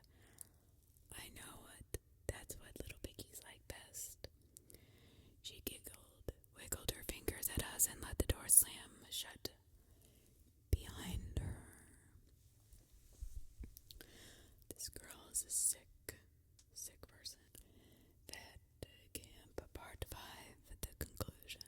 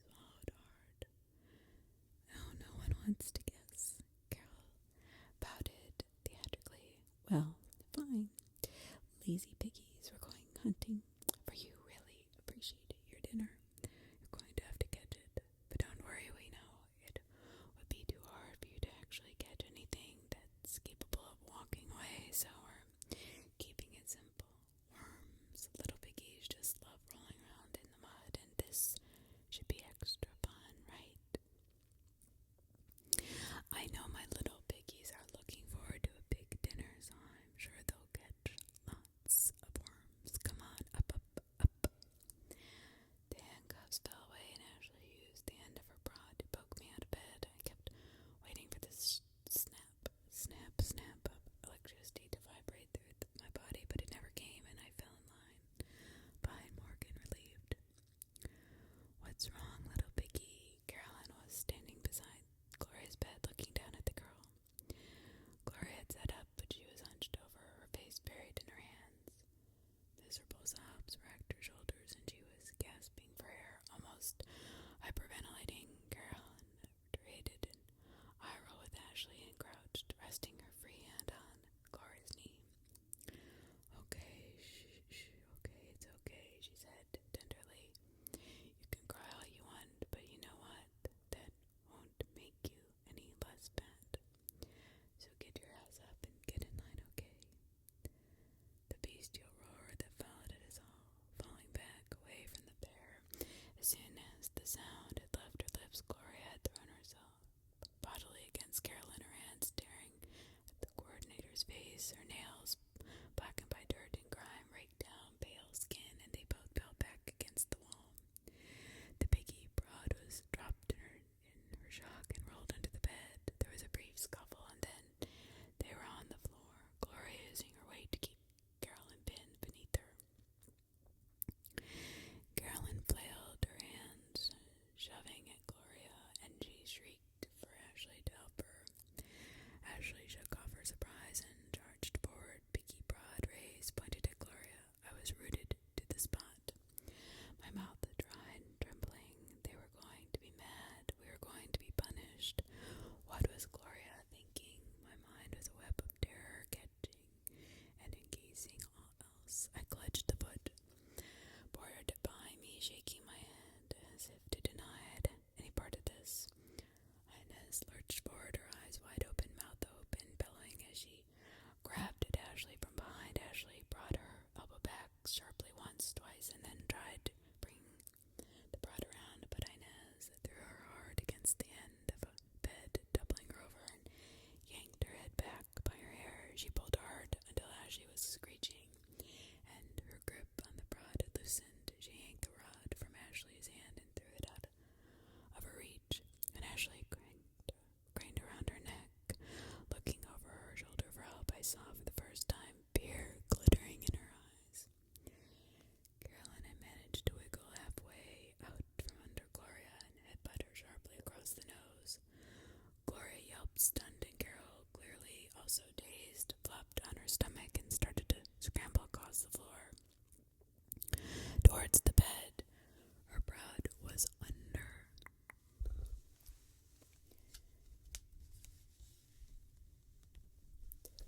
Her broad was under.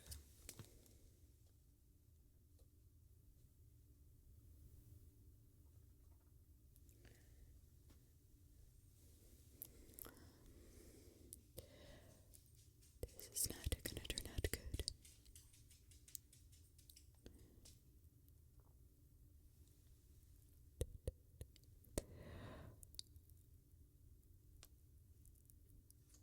Caroline also dazed towards the bed.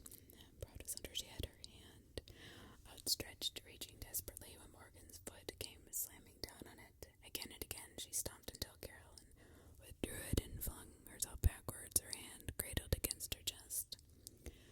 Gloria was on her again, one arm wrapped around her throat, her free hand punching wildly at Caroline's head. Caroline tried to ward off the blows, but Gloria shook her viciously, compressing her neck. Ashley was crushed beneath the footboard in Inez's girth, her face shoved down into the mattress and its filth. Every time she tried to push herself up, Inez delivered a harsh blow to her side. Caroline saw Ashley's broad was close to her, and with a strangled yell managed to sink her teeth into Gloria's arm. Reflexively, Gloria pulled back just slightly enough for Caroline to drive her shoulder into her chest, and Caroline was driving forward. Crack. Caroline reared back, her expression belligerent, disbelief, and pain. Blood started to fall in a small trickle down the side of her face from the gash left by the piggy broad. Morgan stood over her, eyes bright and feverish with fury, and swung Ashley's broad again. Caroline crumpled to the floor.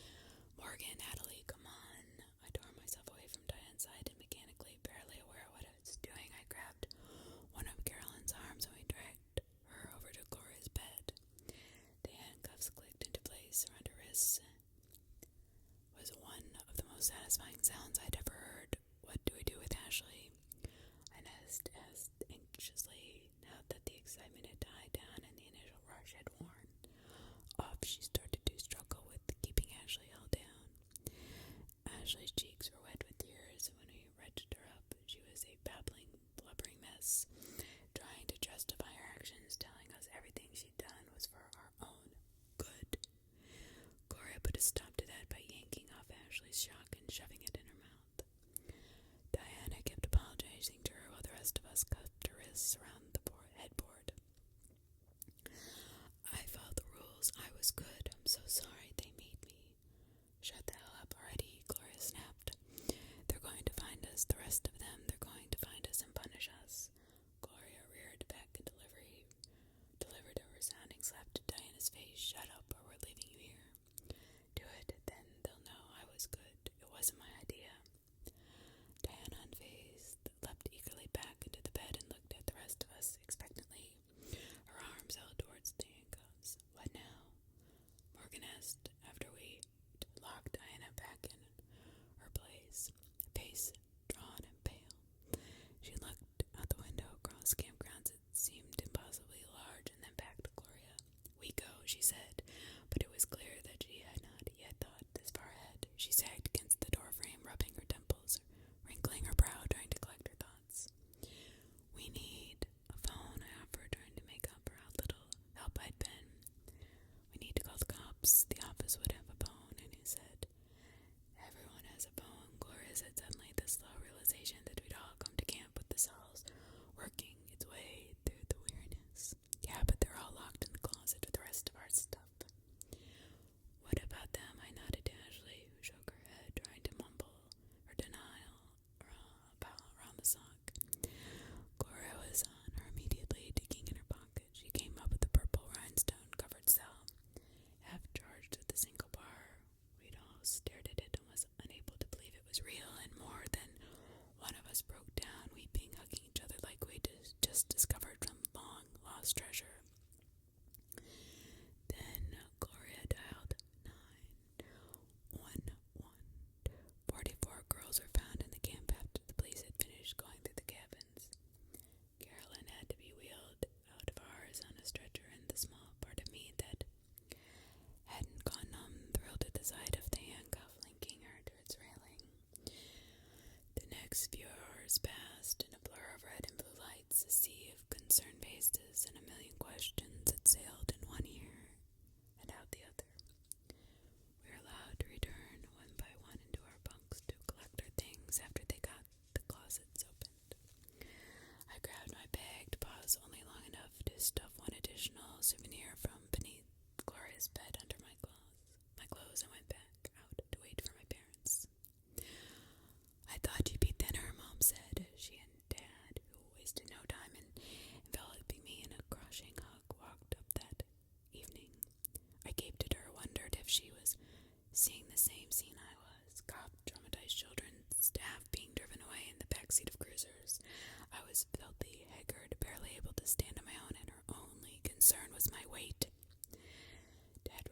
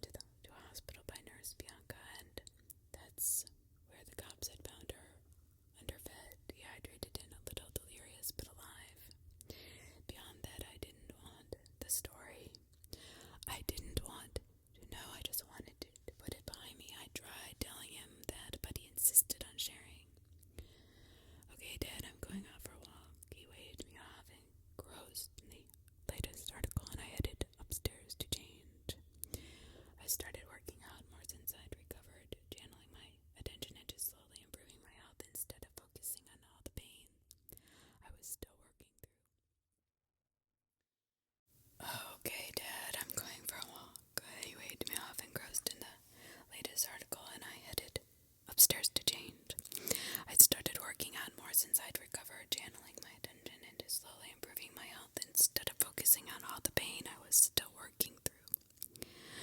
Mom continued to berate me. I think it was just a habit. Then she really even knew what she was saying. But after dealing with Ashley, I found her extremely easy to block out. The therapist I had begun to say that was a big deal. Behind the closet door to my bedroom, I dug around in the closet past my clothes and the stash of untouched junk food. Pulled out the towel, wrapped souvenir I'd kept hidden since my return. Carolyn's picky broad weighed heavily in my hands. I pressed the trigger, listening to the hum of electricity flowing through it, and remembered its bite. I hadn't known why I'd taken it. It had just been an impulse, but now I knew why. It served